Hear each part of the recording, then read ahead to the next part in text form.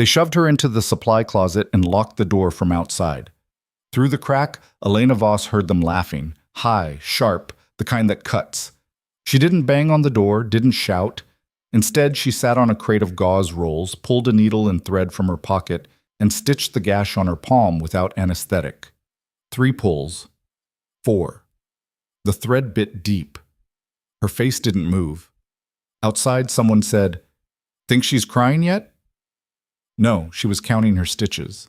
Because the woman they mocked as a supply girl had once kept 19 men alive under mortar fire in a place so classified it didn't have a name on any map. So if you want to see how this story ends, if you want to watch the people who humiliate the quiet ones get exactly what they deserve, stick around till the final word.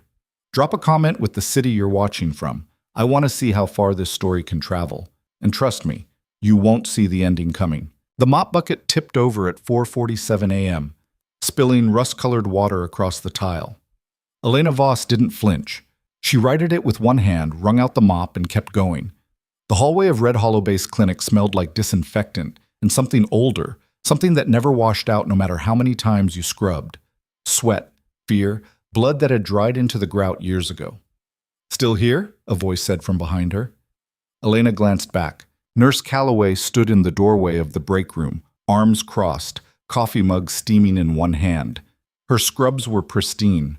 Her hair pulled back so tight it looked painful. "Someone has to be," Elena said. Calloway snorted. "That's what the night shift's for, but I guess when you're just supply staff, you don't have much else to do." Elena didn't reply. She pushed the mop forward, letting the silence stretch. Calloway waited for a reaction, didn't get one, and walked off.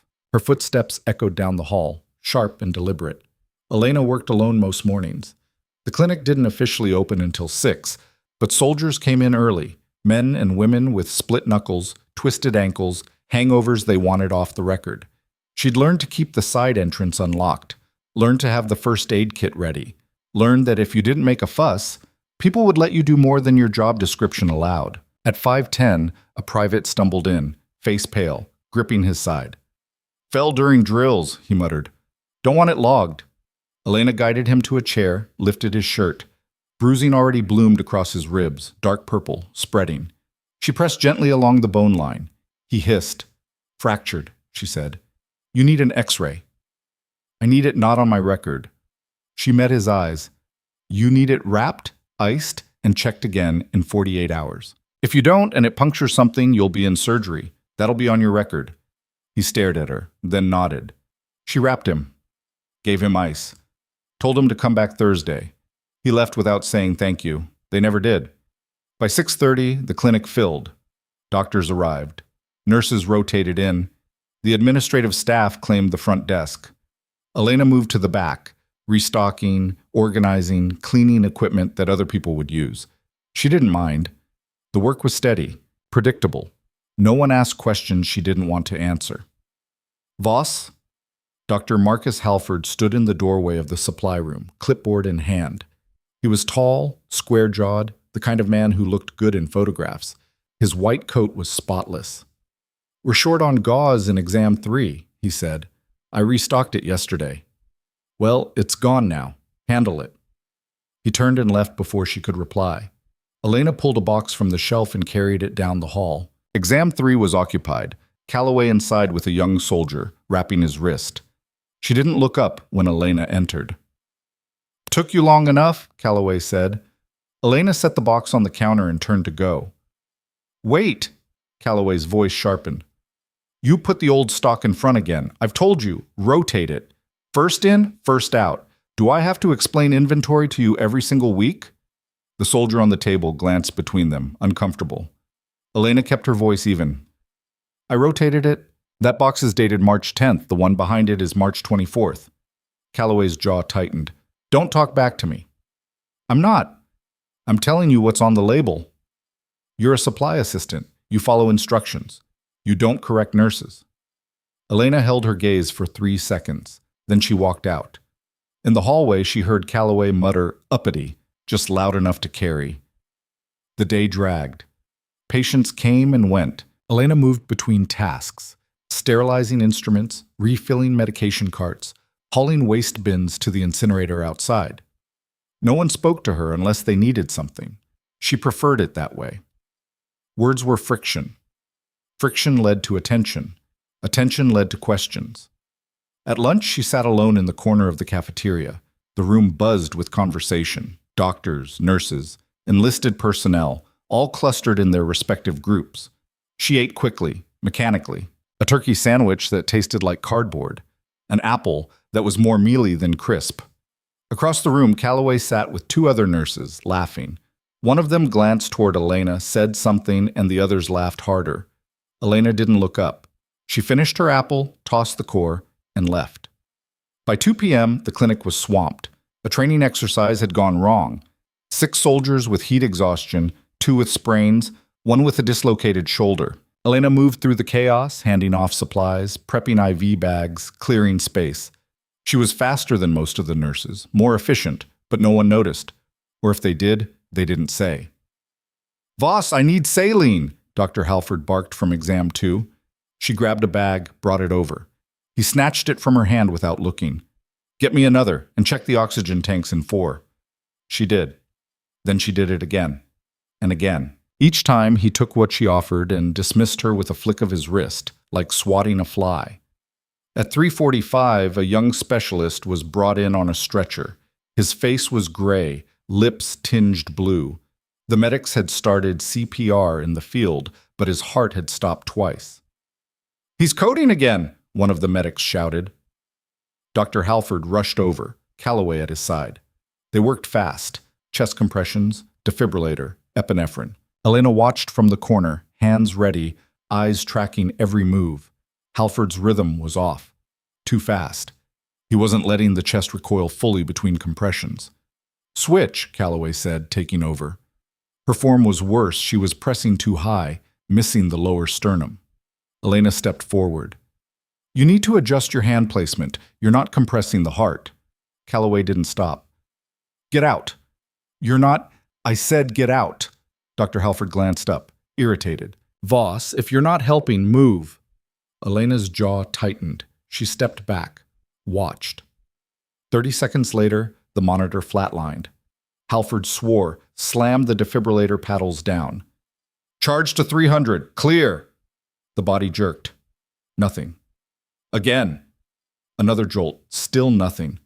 Halford exhaled hard, pulled off his gloves. "Time of death, 15:52. Calloway stepped back, breathing hard. The room went quiet. The medics who'd brought him in stared at the floor. Elena turned and walked out. She didn't trust herself to stay. In the supply room, she gripped the edge of the counter, knuckles white. She'd seen it happen before. Seen people die because someone's pride was bigger than their skill. She'd told herself she wouldn't get involved. That wasn't her job anymore. But it never got easier. Behind her, the door opened. She didn't turn. "You got something to say?" Calloway's voice was cold. Elena straightened but kept her back turned. "No." "Good, because the last thing we need is some supply girl playing medic." "I'm not playing anything." "Really? Because it looked like you were trying to tell me how to do my job." Elena turned slowly. Calloway stood in the doorway, arms crossed, eyes hard. "I was trying to help," Elena said. "We don't need your help. We need you to stay in your lane." "My lane." "Yeah, boxes, shelves, mops. That's your lane. You're not a nurse. You're not a doctor. You're nobody." Elena's face didn't change. She nodded once. "Understood." Calloway lingered, like she wanted more of a fight. When she didn't get it, she turned and left, slamming the door behind her. Elena stood there for a long time. Then she went back to work. That night, after her shift ended, she didn't go home. She walked to the edge of the base, where the fence met the tree line, and sat on a concrete barrier. The sun was setting, painting the sky in shades of burnt orange and deep purple. In the distance, she could hear the low rumble of trucks, the rhythmic chant of a drill sergeant leading a run. She pulled a small photograph from her pocket. It was creased, faded, the edges worn soft from years of handling. 4 people in combat fatigues, arms slung over each other's shoulders, grinning like they'd just won something. Dust on their faces, blood on their sleeves. She was in the middle, younger, thinner, eyes bright with something she didn't recognize anymore. She folded it carefully and put it away. By the time she returned to her quarters, it was past 9. The building was quiet. Most personnel were either on duty or asleep. She showered, changed into a plain t-shirt and sweatpants, and lay down on the narrow bed. The ceiling was water-stained, cracked in places. She stared at it until her eyes burned. Sleep didn't come easy. It never did. The next morning, she was back at the clinic by 5. Same routine, same hallway, same mop bucket. She worked in silence, methodical, invisible. At 7:15, Dr. Halford called a staff meeting in the main conference room. Elena wasn't invited, but she heard about it from one of the younger nurses who came to grab supplies. "They're talking about the guy who died yesterday," the nurse said quietly. "Halford's pissed. He thinks the medics didn't do enough in the field." Elena said nothing. Calloway backed him up, said there was nothing they could have done once he got here. Elena kept organizing bandages. The nurse hesitated. "You were there, right? You saw it." "I saw it. And," Elena looked up, "and it's not my place to say." The nurse frowned, but didn't push. She took the supplies and left. At 10:30, a convoy arrived, 12 soldiers back from a week-long field exercise. Most were fine, tired, dirty, dehydrated, but 2 were brought in on stretchers. One had a compound fracture. The other had taken shrapnel from a training mine that wasn't supposed to be live. The clinic erupted into controlled chaos. Dr. Halford took the fracture. Another doctor, Dr. Renata Vega, took the shrapnel case. Elena moved between them, handing off instruments, prepping trays, staying out of the way. The fracture was bad, bone jutting through skin, blood pooling fast. Halford worked quickly, but his hands were shaking. He called for clamps, for sutures, for more light. Calloway assisted, but she kept glancing at the other table where Dr. Vega was digging shrapnel out of a man's thigh. "Focus," Halford snapped. "I am," Calloway said, but her hands were unsteady. Elena saw it before anyone else. The angle of the bone, the way the blood was pulsing, not flowing, pulsing, arterial. If they didn't clamp it in the next 60 seconds, he'd bleed out. "You need to clamp the femoral artery," Elena said quietly. Halford didn't look up. "I know what I'm doing." "It's not clamped. You're losing him." "I said I know it." The monitor alarm shrieked, blood pressure dropping. The soldier's face went white. Halford swore, grabbed a clamp, fumbled it. Calloway reached for another, hands shaking worse now. Elena moved. She didn't ask. She stepped in, took the clamp from Calloway's hand, and placed it exactly where it needed to go. The blood flow stopped. The monitor steadied. Halford stared at her. "What the hell do you think you're—" "He's stable," Elena said. "Finish the surgery." For 5 long seconds, no one moved. Then Halford, face red, gestured sharply. "Get her out of here." 2 orderlies grabbed Elena by the arms and pulled her out of the room. She didn't resist. They shoved her into the hallway and shut the door. She stood there, breathing steady, and waited. 20 minutes later, the surgery was done. The soldier was stable. Halford came out still in his bloodied gloves and walked right past her without a word. But Calloway stopped. She leaned in close, voice low and venomous. "If you ever pull something like that again, I will personally see to it that you're thrown off this base." Elena met her eyes. "He would have died." "That's not your call to make." "No," Elena said quietly. "It's yours. And you didn't make it." Calloway's face twisted. She opened her mouth, then shut it, and walked away. That afternoon, Elena was called into the administrative office. The clerk behind the desk didn't look up when she entered. "Sign here," he said, sliding a form across the counter. Elena read it. "Reassignment. Effective immediately. No clinical duties. Exterior maintenance and groundskeeping only." "Who authorized this?" "Dr. Halford. Countersigned by Nurse Calloway." Elena stared at the paper. "I saved that soldier's life." The clerk finally looked up. His expression was bored. "That's not what the report says. It says you interfered with a medical procedure and created a safety hazard." "That's a lie." He shrugged. "Sign it or don't. Either way, you're off clinical rotation." Elena picked up the pen. She signed. She'd learned a long time ago that fighting paperwork was like fighting smoke. You couldn't win. You just choked. She left the office, walked across the compound, and reported to the groundskeeping shed. The supervisor, a grizzled sergeant named Briggs, looked her up and down and shrugged. "You know how to use a rake?" "Yes." "Then get to it." She did. For 3 days, she raked leaves, hauled trash, cleaned gutters, painted fence posts. The work was mindless, solitary. Her hands blistered, then calloused. She didn't complain, didn't speak unless spoken to. At night, she returned to her quarters, ate cold meals from the commissary, and stared at the ceiling until exhaustion dragged her under. On the morning of the 4th day, she was clearing debris from the north parking lot when she heard voices near the clinic entrance. She glanced up. Dr. Halford stood outside, talking to a man in a sharp suit. The man had a briefcase, polished shoes, the look of someone from off base. Legal, maybe, or oversight. Halford looked nervous. He kept gesturing, talking fast, his voice carrying across the lot. Completely unqualified. We had to remove her for safety reasons. The patient could have... The man in the suit said something Elena couldn't hear. Halford's face reddened. "I don't care what her background says. She's a supply clerk. That's it." Elena turned away and kept raking. Whatever they were discussing, it wasn't her problem anymore. At noon, the alarm sounded. Not the regular drill tone, something sharper, more urgent. The base PA crackled to life. "All personnel code red, repeat code red. Explosion at the east gate, multiple casualties. Medical teams respond immediately." Elena dropped the rake and ran.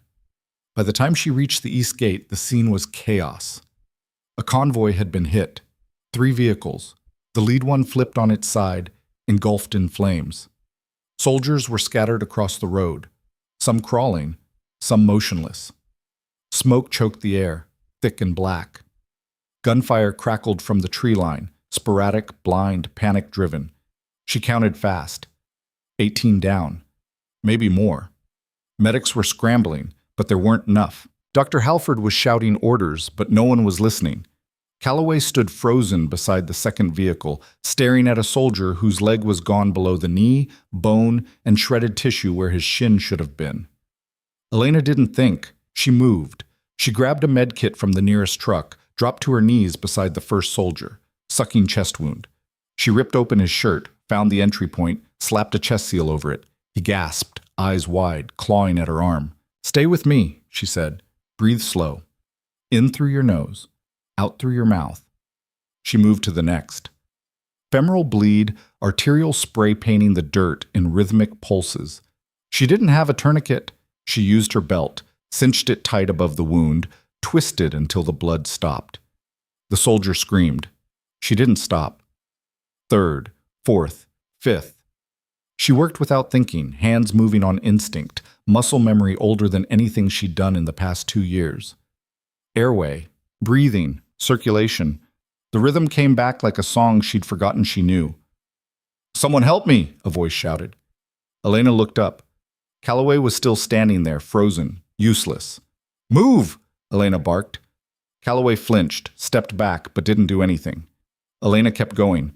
She intubated a soldier whose airway was collapsing, forced the tube down his throat with her bare hands, because there was no time for finesse. She restarted a heart with compressions. No AED, just her palms against his sternum, counting in her head, 1, 2, 3, 4, over and over, until his chest heaved and he coughed blood. She stacked the wounded by priority. Red tags for critical, yellow for serious, green for walking wounded. She shouted at the medics who finally started arriving, directed them with the kind of authority that left no room for argument. "You, take the red tags to the ambulances. You, start IVs on the yellows." "You get me more goddamn gauze!" Dr. Halford appeared beside her, face pale, hands shaking. "Voss, what are you... Get me more IV bags, now!" He stared at her, mouth open. "Now," she repeated, and her voice cut through the noise like a blade. He ran. She worked for 40 minutes straight. No break, no hesitation, no second guessing. When the last ambulance finally pulled away, she stood, covered in blood. Other people's blood, soaked into her shirt, smeared across her face, crusted under her fingernails, and looked around. The ground was littered with discarded equipment, empty packaging, shell casings. The air smelled like burning metal and something worse.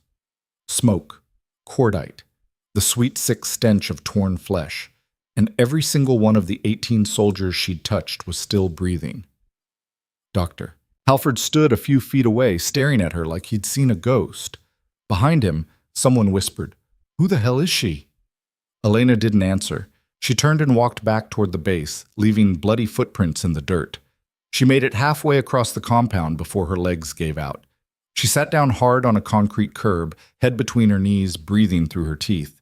Her hands were shaking now, adrenaline draining away, leaving her hollow.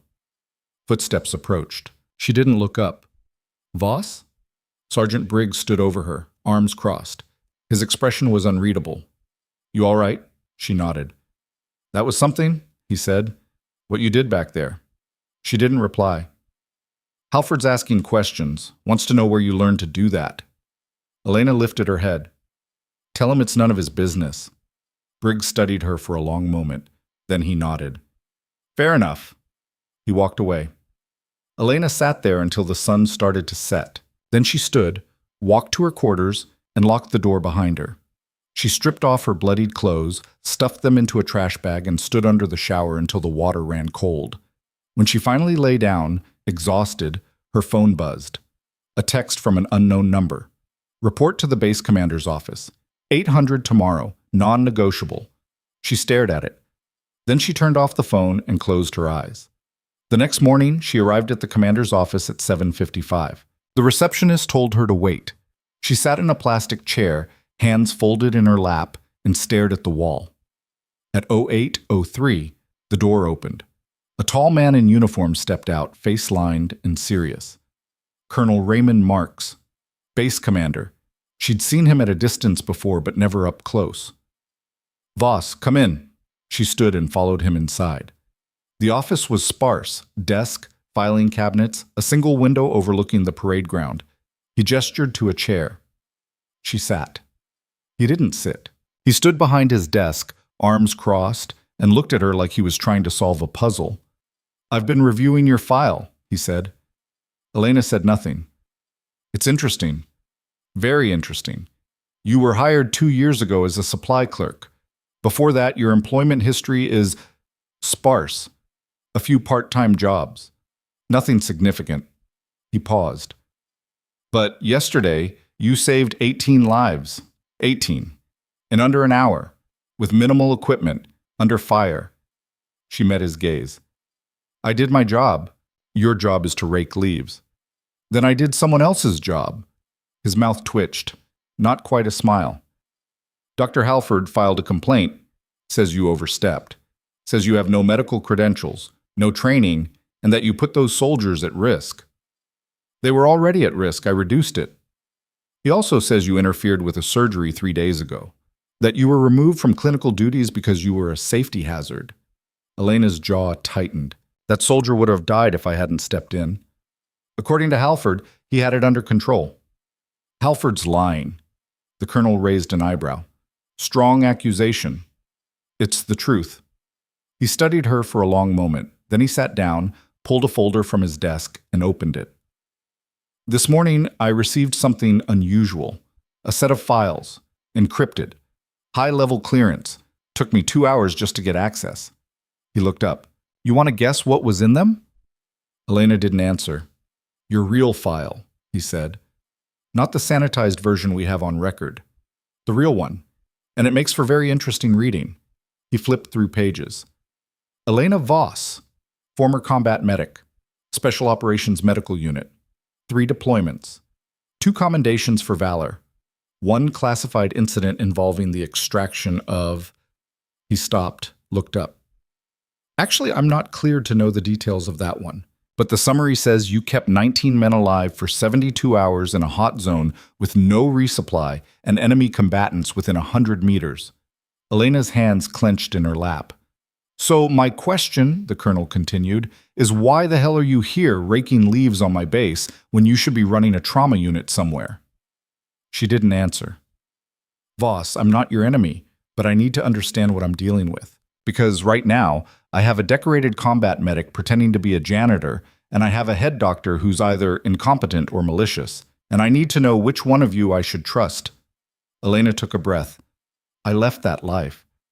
I don't do that work anymore. Why? Because I got tired of watching people die. The colonel's expression softened. Then why'd you step in yesterday? Because they were dying. He leaned back in his chair, exhaled slowly. You know what's going to happen now, don't you? Word's spreading. Soldiers talk. By tonight, everyone on this base is going to know who you really are. You can't hide anymore. I'm not hiding. Then what do you call it? She didn't have an answer for that. The colonel closed the folder. I'm reinstating you to clinical duties, full medical clearance. You'll work under Dr. Vega. She's the only one around here with half a brain. Halford and Calloway will be investigated. If what you're saying is true, they'll face consequences. I don't want to be reinstated. Too bad. You don't get to walk away twice. Elena stood. With respect, sir, you can't make me. Yes, I can. You're on a military base. You follow orders. And my order is this. You show up tomorrow at 0600, ready to work, or I have you arrested for insubordination. She stared at him. He stared back. Finally, she nodded. Yes, sir. Good. Dismissed. She turned and walked out, her footsteps echoing down the hall. That night, she sat in her quarters and stared at the photograph again. The four faces, the dust, the blood. She wondered where the others were now, if they were still alive, if they ever thought about her. Her phone buzzed. Another unknown number. You should have stayed invisible. She deleted it, turned off the phone. Lay down in the dark. Outside, she could hear voices, soldiers talking. Someone laughed. The sound carried through the thin walls, sharp and out of place. Tomorrow, everything would change. And somewhere in the back of her mind, she heard the echo of boots on metal, the crack of gunfire, the wet sound of a chest wound sealing under her hands. She closed her eyes and waited for morning. Morning came too fast.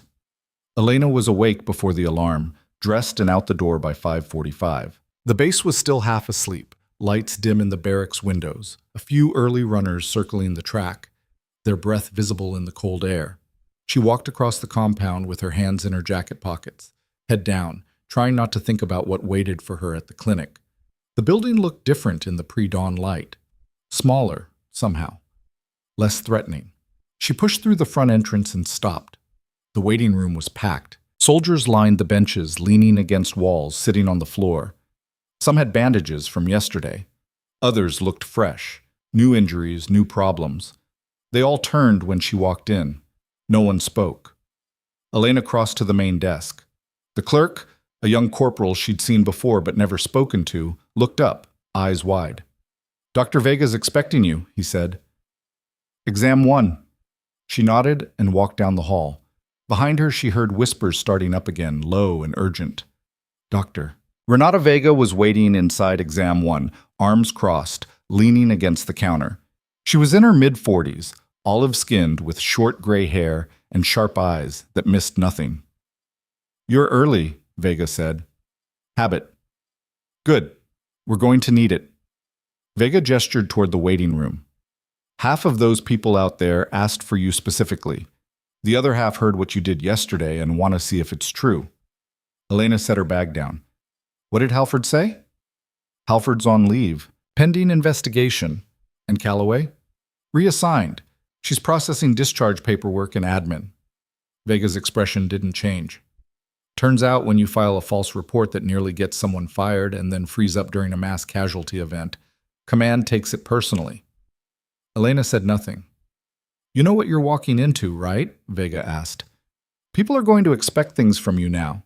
They're going to expect miracles. I'm not a miracle worker. No, but you're the closest thing we've got. Vega pushed off the counter. Let's get started. They worked straight through the morning. The soldiers came in waves, some with injuries from yesterday that needed follow-up, others with problems they'd been ignoring for weeks. Elena moved between them efficiently, checking vitals, redressing wounds, writing scripts. She didn't talk much, didn't need to. Her hands did the talking. At 9:30, a sergeant came in with a shoulder he couldn't lift above chest height. Elena had him remove his shirt, felt along the joint, tested range of motion. Rotator cuff, she said, probably torn. You need an MRI. Can you just tape it up? I can, but in 6 months you won't be able to use that arm at all. He stared at the floor. I've got a deployment in 3 weeks. Then you need surgery now, or you'll be useless when you get there. His jaw worked. You sure? I'm sure. He nodded slowly. All right, set it up. She did. Sent him to imaging, flagged his file for orthopedic consult, moved on to the next patient. By noon, the waiting room had thinned but not emptied. Elena took a 10-minute break, ate a protein bar in the supply room, drank water from a paper cup. Her hands were steady, her head was clear. This she could do. This made sense. She was reaching for the door handle when it opened from the other side. Colonel Marks stood there, still in uniform, looking tired. Need a minute, he said. She stepped back. He came in, closed the door behind him. How's it going? He asked. Fine. Vega says you've seen 23 patients since 0600. 24. He almost smiled. I'm getting calls from other bases, from command. Everyone wants to know who you are and why I've been hiding you. I wasn't hidden. I was raking leaves. Yeah, well, that's over. He pulled a folded paper from his pocket, handed it to her. This is your new assignment, official, full medical staff. Same rank you held when you left the service, staff sergeant, same pay grade, same benefits. Elena unfolded the paper, scanned it. Everything he said was there, typed and signed. I didn't ask for this, she said. I know, but you earned it. He paused. There's something else. We pulled footage from yesterday. Helmet cams, vehicle cams, drone surveillance. Command reviewed it. They want you back in Special Operations Medical. Her stomach tightened. No. They're willing to offer full reinstatement. You'd have your pick of units. You could... No. Marks watched her carefully. Can I ask why? Elena looked at the paper in her hands. Because I'm done losing people I care about. You didn't lose anyone yesterday. Yesterday was luck. No, Marks said quietly. It wasn't. She folded the paper, handed it back. I'll work here, at this clinic, but I'm not going back into the field. Marks didn't take the paper. Keep it. You might change your mind. I won't. He studied her for another moment, then nodded. All right, but the offer stands if you ever want it. He left. Elena stood there, holding the assignment letter, feeling the weight of it in her hands. She stuffed it into her locker and went back to work. The afternoon brought more of the same. Routine injuries, chronic problems, a few acute cases that needed immediate attention. Elena handled them all with the same level of focus, the same precision. No wasted movement, no hesitation. At 4:15, a commotion erupted in the waiting room, shouting, something metal hitting the floor. Elena moved fast, pushed through the door. A soldier, early 20s, face flushed, eyes wild, was standing in the middle of the room, fists clenched. Another soldier, older, was on the floor holding his jaw. Say it again, the younger one shouted. Say it to my face. Hey! Elena's voice cut through the noise.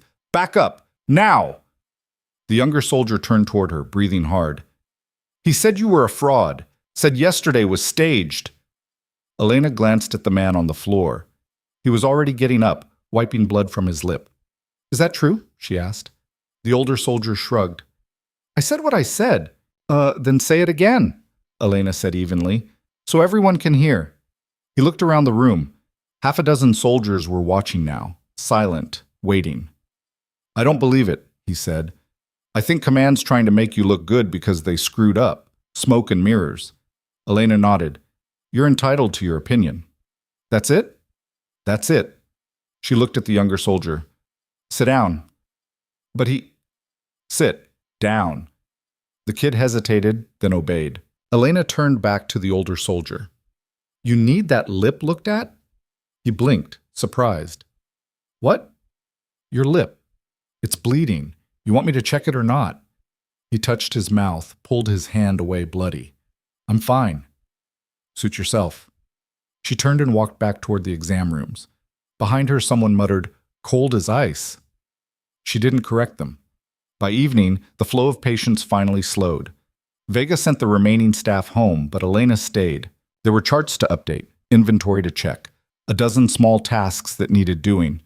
She worked quietly, methodically, until the building was empty and the only sound was the hum of the ventilation system. She was restocking suture kits when she heard the door open. Footsteps. Slow. Deliberate. She turned. Dr. Halford stood in the doorway.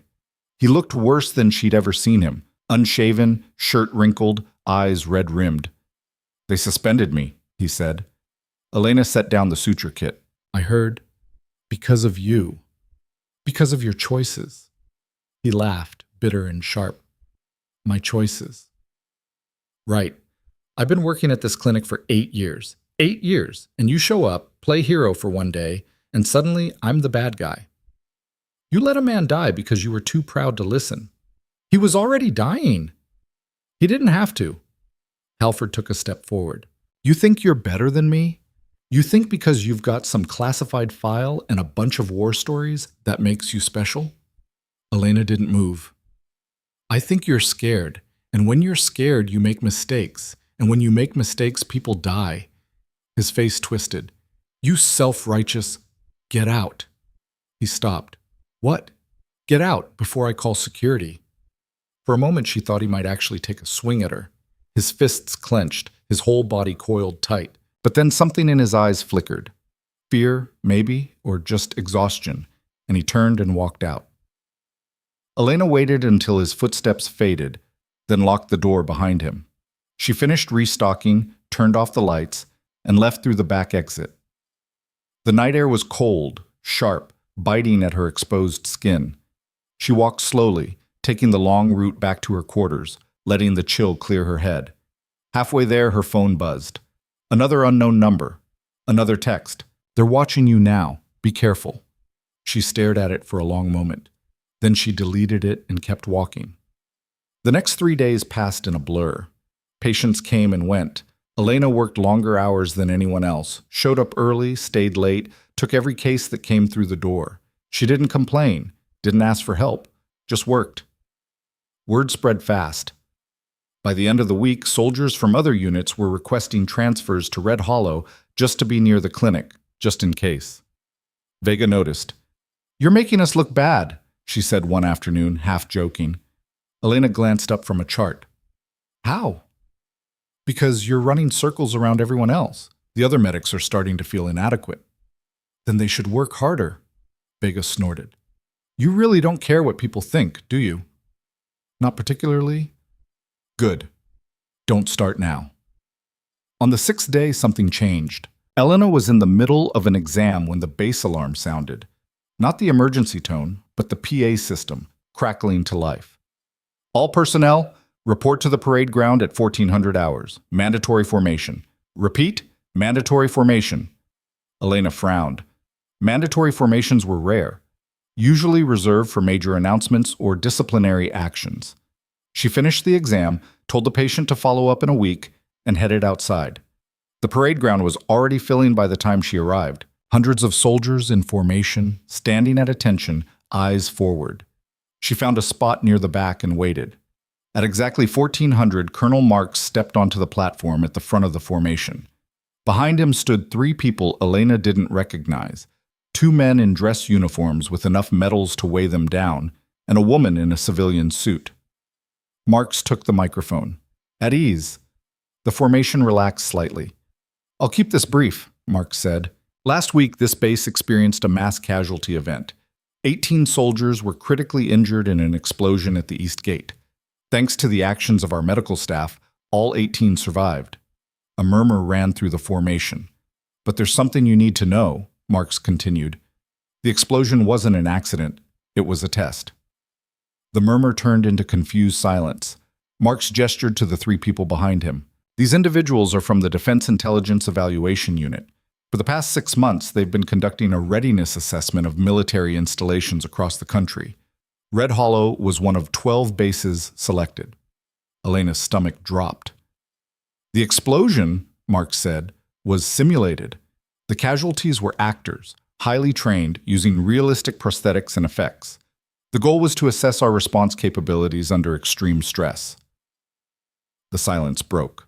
Soldiers started talking, shouting questions. Marks raised a hand. "I know this is shocking. I was shocked too. But understand, this wasn't about deception. It was about preparedness. And I'm proud to say that Red Hollow passed. Not just passed, we exceeded every benchmark. He paused. But there's more. During the evaluation, one individual stood out. Someone who demonstrated not only exceptional skill, but the kind of leadership and composure that saves lives. Someone who, despite being assigned to groundskeeping, stepped up when it mattered most. Elena's chest tightened. Staff Sergeant Elena Voss, front and center. Every head turned. A path opened through the formation. Elena didn't move. Voss, Marks said again. Now. She walked, one foot in front of the other. The soldiers watched her pass, some with recognition, others with curiosity. She climbed the steps to the platform and stood beside Marks. The woman in the civilian suit stepped forward, holding a small black case. Staff Sergeant Voss, she said, her voice clear and formal. On behalf of the Defense Intelligence Evaluation Unit and the United States Armed Forces, I present you with the Meritorious Service Commendation for exceptional performance under simulated combat conditions. She opened the case. Inside was a medal, bronze, gleaming, suspended from a ribbon. Elena stared at it. You are also hereby reinstated to active duty status with the Special Operations Medical Corps, effective immediately, should you choose to accept. The parade ground was silent. Elena looked at the medal, then at the woman, then at Colonel Marks. I don't want it, she said quietly. The woman blinked. I'm sorry? The medal, the reinstatement, I don't want any of it. Marks leaned in. Voss, this is a formal ceremony. You can't just— I didn't sign up for a test, Elena said, her voice louder now. I signed up to help people, real people, not actors, not simulations. The woman's expression hardened. Staff Sergeant, this is a significant honor. Keep it. Elena turned and walked off the platform. The formation erupted, soldiers shouting, some in support, others in confusion. Marks was saying something into the microphone, trying to restore order, but Elena didn't hear it. She walked straight through the crowd, ignoring the stares, the questions, the hands reaching out to stop her. She made it to her quarters, locked the door, and sat on the edge of her bed. Her phone buzzed. She ignored it. It buzzed again, and again. Finally, she picked it up. A message from Vega. You just made yourself very famous, or very hated, maybe both. Elena turned off the phone and lay back on the bed. 2 hours later, someone knocked on her door. She didn't answer. The knock came again, harder. Voss, open up. It's Marks. She stayed silent. I'm not leaving until you open this door.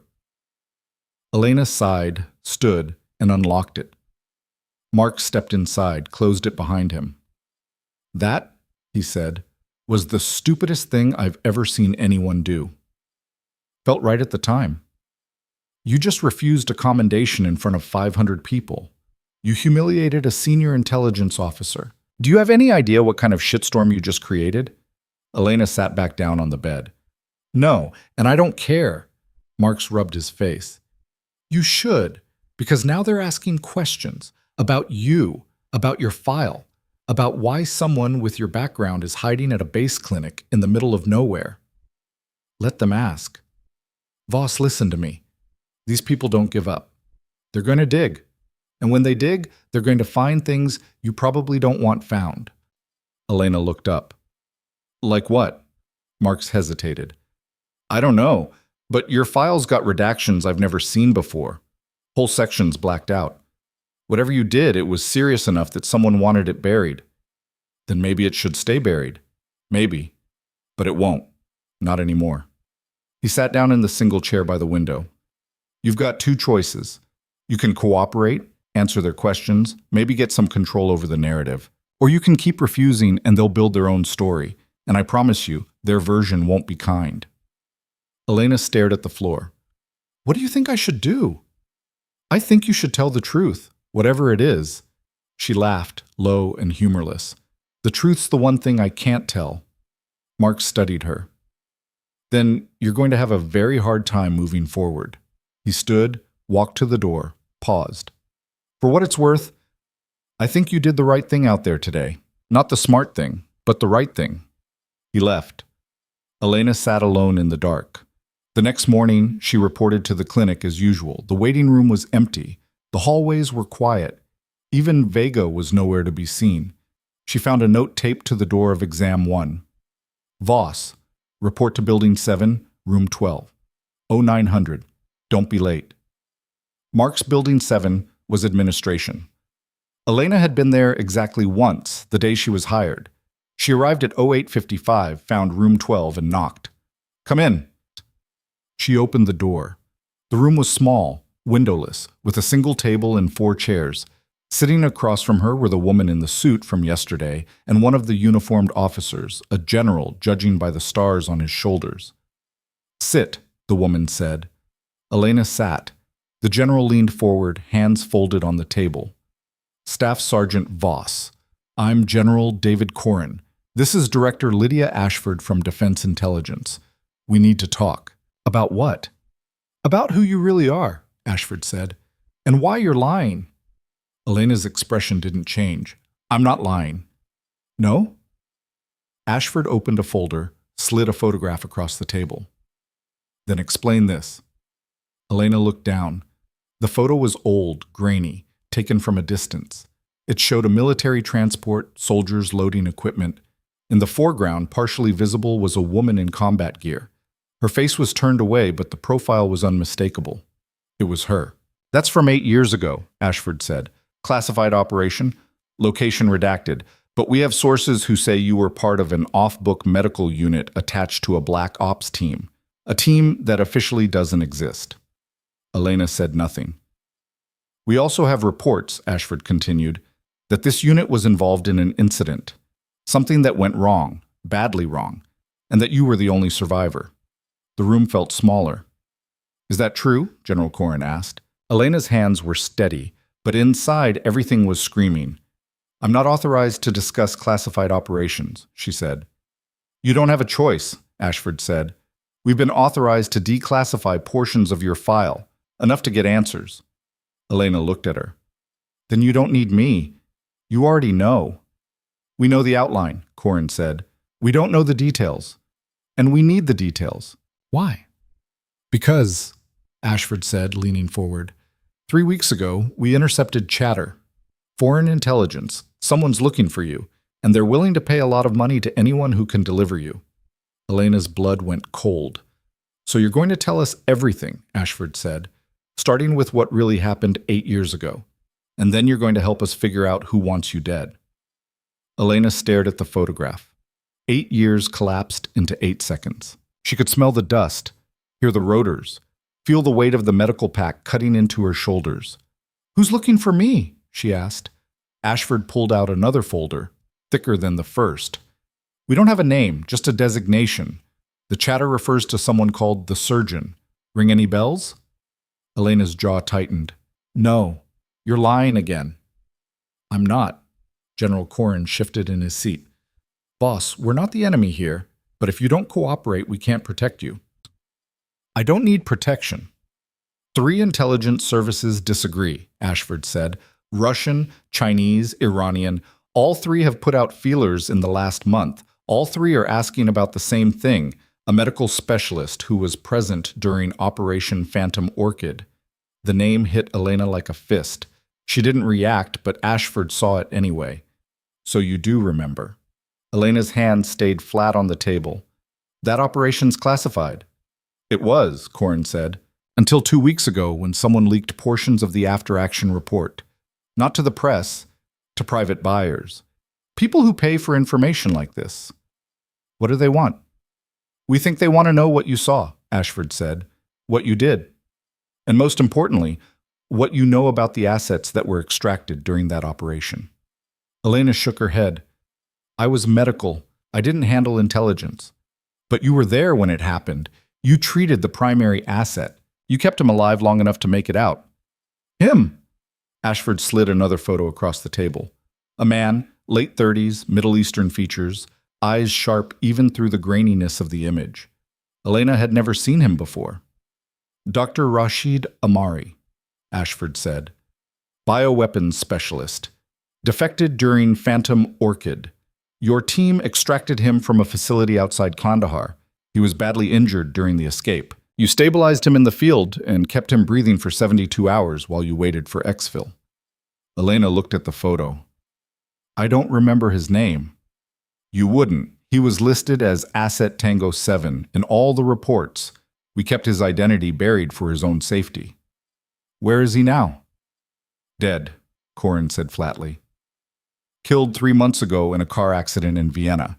Except forensics says it wasn't an accident. Someone tampered with the brakes, made it look natural. Elena's stomach turned. And you think whoever killed him is looking for me? We think whoever killed him wants to know what he told you, Ashford said. Because according to the logs, you spent 72 hours alone with him in a safe house while the rest of your team secured the perimeter. You talked, he talked, and we need to know what he said. He didn't say anything. He was barely conscious. For 72 hours? Elena met her eyes. He was in and out, mostly out.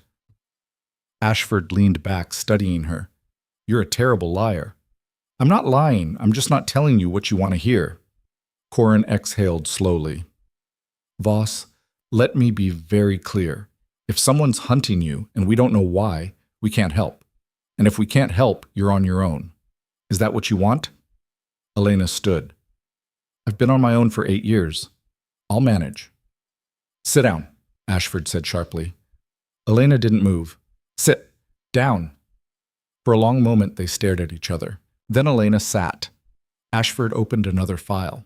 This one was thinner, just a few pages clipped together. She pushed it across the table. This arrived yesterday. Intercepted communication, encrypted, but we cracked it, read the highlighted section. Elena picked it up. The text was dense, technical, mostly coded designations she didn't recognize, but one line stood out, highlighted in yellow. Target confirmed. Red Hollow Base, Ashridge City. Voss, E. Priority Acquisition. Timeline, 72 hours. Elena set the paper down carefully. When was this sent? 18 hours ago. So I've got 54 hours, Corin finished, give or take. The room felt airless. Who sent it? Elena asked. We don't know, Ashford said. The routing's been scrubbed, but the language patterns match a group we've been tracking for the past year. Mercenaries, high-end. They specialize in extractions and acquisitions. Kidnapping. Yes. Elena looked at the photo of Dr. Amari again. His face stared back, frozen in time. What did he know that's worth this much trouble? That's what we're trying to figure out, Ashford said. But whatever it was, it died with him. Unless he told you. He didn't. Then why are they coming for you? Elena had no answer. Corin stood. We're moving you. Tonight. Secure location. Full protective detail. You'll stay there until we neutralize the threat. No. That's not a request. I'm not leaving. Voss, if I run, they'll know I'm valuable. If I stay, they might think you're bluffing. Ashford shook her head. That's not how this works. These people don't bluff. They'll come in hard, take what they want, and disappear. Then let them try. Corin's face darkened. You're not thinking straight. I'm thinking perfectly straight. You want answers, but you won't get them by locking me in a box. You need bait. I'll be your bait. Absolutely not, Ashford said. We're not using you as... You don't have a choice, Elena said. Because if you try to move me, I'll walk, and you can't stop me. Corin's hand clenched into a fist. You're still active duty. I can order you. Then court-martial me. The silence stretched. Finally, Ashford spoke, her voice cold and measured. If we do this your way, you follow our rules, our protocols. No improvising, no heroics. Fine. And if it goes wrong, you don't get to complain. Elena stood. When it goes wrong, I'll handle it. She walked out before they could stop her. Outside, the air felt too bright, too sharp. Elena crossed the compound quickly, ignoring the stares from passing soldiers. Her mind was racing, sorting through variables, calculating odds. 54 hours. Probably less by now. She made it back to the clinic. Vega was inside, cataloging supplies. You look like hell, Vega said without looking up. I need a favor. Vega turned. What kind? The kind you don't ask questions about. Vega set down her clipboard. All right, what do you need? Access to the secure med storage, the locked cabinet. That's controlled substances. I need authorization. I'll get it. I just need you to look the other way for 5 minutes. Vega crossed her arms. Why? Because in about 2 days, people are going to come looking for me. And when they do, I'd rather not be unarmed. Vega's expression didn't change. You planning to shoot someone with morphine? Not morphine. Then what? Elena hesitated. Ketamine, succinylcholine, atropine, anything that can drop someone fast without killing them. Vega stared at her. You're serious. Very. And you think this is going to work? I think it's better than nothing. Vega was quiet for a long moment. Then she pulled a key from her pocket and tossed it to Elena. 5 minutes. And if anyone asks, I never saw you. Thank you. Don't thank me yet. Elena unlocked the cabinet and worked quickly, pulling small vials and preloading syringes. Ketamine for sedation. Succinylcholine to paralyze. Atropine in case someone's heart stopped. She wrapped them in gauze, tucked them into her pockets, and locked the cabinet again. When she came out, Vega was waiting. You're going to get yourself killed, Vega said. Maybe. And there's nothing I can say to stop you. No, Vega sighed. Then at least don't do it alone. I'm not offering, but there are people here who'd help if you asked. Elena shook her head. I don't want anyone else involved. Too late. You're already involved. So are the rest of us. Elena started to argue, then stopped. Vega was right. This wasn't just about her anymore. Whoever was coming wouldn't care about collateral damage.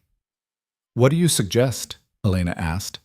I suggest you talk to Marks. Because if you're setting a trap, you're going to need more than a few syringes. Elena found Marks in his office, reviewing personnel files. He looked up when she entered. That was fast, he said. I need your help. With what? Setting up a perimeter, something subtle, in case they come tonight. Marks set down his pen. You're serious about this? Yes. And you're sure you want to do it this way? I'm sure I don't want to spend the next 6 months in a safe house while they hunt everyone I've ever worked with. Marks considered that. All right. What do you need? Eyes on the perimeter, armed response within 60 seconds, and a clean exit route if it goes sideways. That's a lot to ask. I know. Marks pulled out his radio.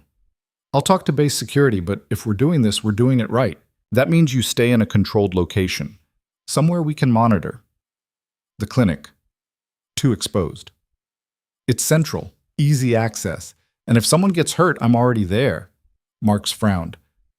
You really think they'll try something in the middle of a military base? I think they'll try whatever gives them the best odds. Fine, but you're not sleeping there alone. I'm assigning a security detail, 2 guards, rotating shifts. They'll scare off the target. They'll keep you alive. Elena wanted to argue, but the look on his face told her it wasn't negotiable. All right, she said, but keep them outside. I don't want them in the building. Deal.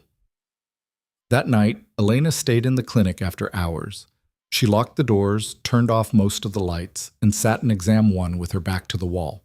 The syringes were lined up on the counter beside her, each one labeled in her handwriting: ketamine, sucks, atropine.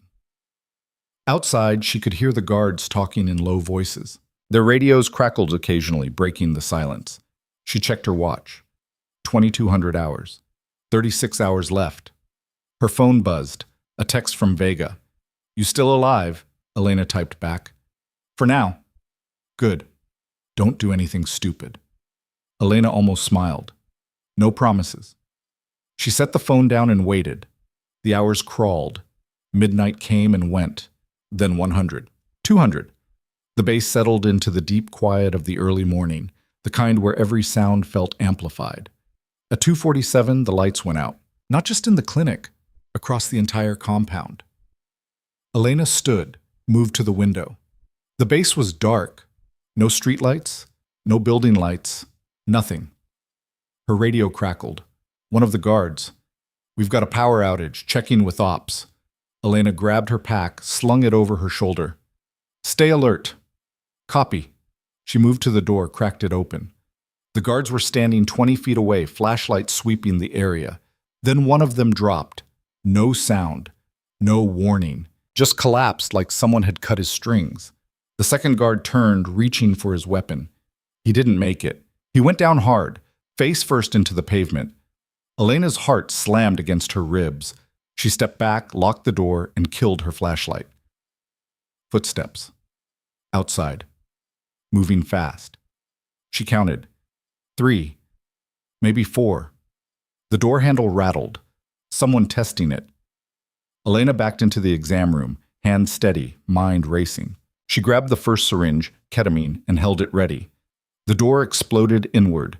2 men in black tactical gear, faces covered, weapons drawn. They moved like professionals, scanning corners, communicating with hand signals. Elena waited until the first one passed the threshold. Then she lunged. She drove the syringe into his neck, pressed the plunger, and rolled away before he could react.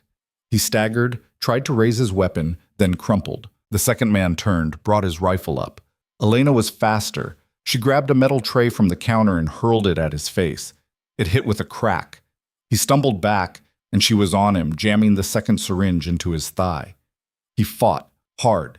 His elbow caught her in the ribs, knocked the air out of her lungs. But the drug was already working. His movement slowed, turned sluggish, and then he went down. Elena stood, breathing hard, ribs screaming. She checked the 2 men, both unconscious, both still breathing. Behind her, glass shattered. She spun.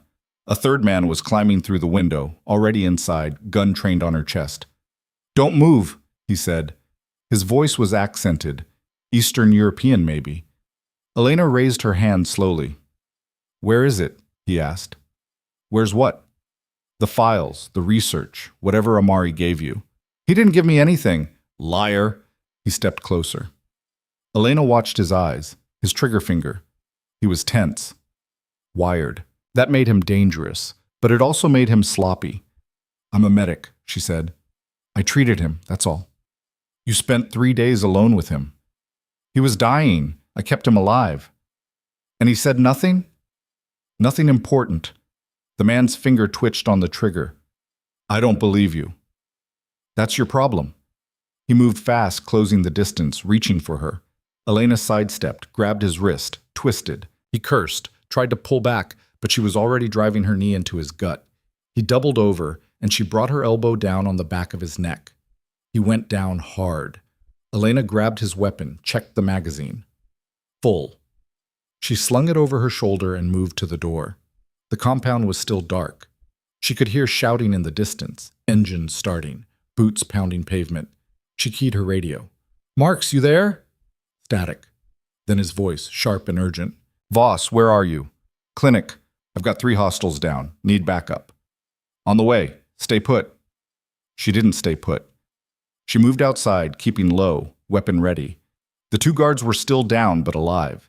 She checked their pulses, slow but steady. Drugged, not dead. Headlights cut through the dark. A convoy of base security vehicles moving fast. They screeched to a stop, and soldiers poured out, weapons drawn. Marks was with them. He ran over, looked at the guards, then at Elena. "You all right?" "I'm fine." "They're not." "How many?" "3 inside. Maybe more out there." Marks gestured to his team. "Sweep the building, secure the perimeter, and get the damn lights back on." The soldiers moved in. Elena stayed outside, watching the shadows. Her ribs throbbed. Her hands were shaking now, adrenaline wearing off. Marks stepped beside her. "You were supposed to wait for backup." "They didn't give me a choice." "You could have been killed." "But I wasn't." He stared at her, then shook his head. "You're insane." "Maybe." One of the soldiers came out dragging one of the unconscious men. "Colonel, we've got them. All 3 secured." "Good. Get them to the holding cells. I want them isolated and under guard." The soldier nodded and hauled the man away. Marks turned back to Elena. "We need to debrief, now." "Later. I need to check on something first." "Voss?" But she was already moving, heading toward the admin building. Marks followed, cursing under his breath. She reached building 7, found room 12. The door was open. Inside, the room was trashed, chairs overturned, files scattered. The table cracked down the middle. Ashford was on the floor, blood running from a cut on her forehead. Corin was beside her, trying to stop the bleeding with his jacket. "What happened?" Elena asked. Corin looked up, face grim. "They got in, took the files, everything we had on Phantom Orchid." Elena's stomach dropped. "When?" 10 minutes ago. Maybe less. How many? 2. Maybe 3. They knew exactly where to go. Elena scanned the room. The filing cabinet was open, drawers empty. The safe in the corner was blown, door hanging loose. They weren't just after me, she said quietly. No, Ashford said, wincing as Corin pressed harder on the wound. They were after the truth, and now they have it. Elena turned to Marks. We need to lock down the base, no one in or out. Already done. It's not enough. They planned this. They'll have an exit strategy. Then we find it.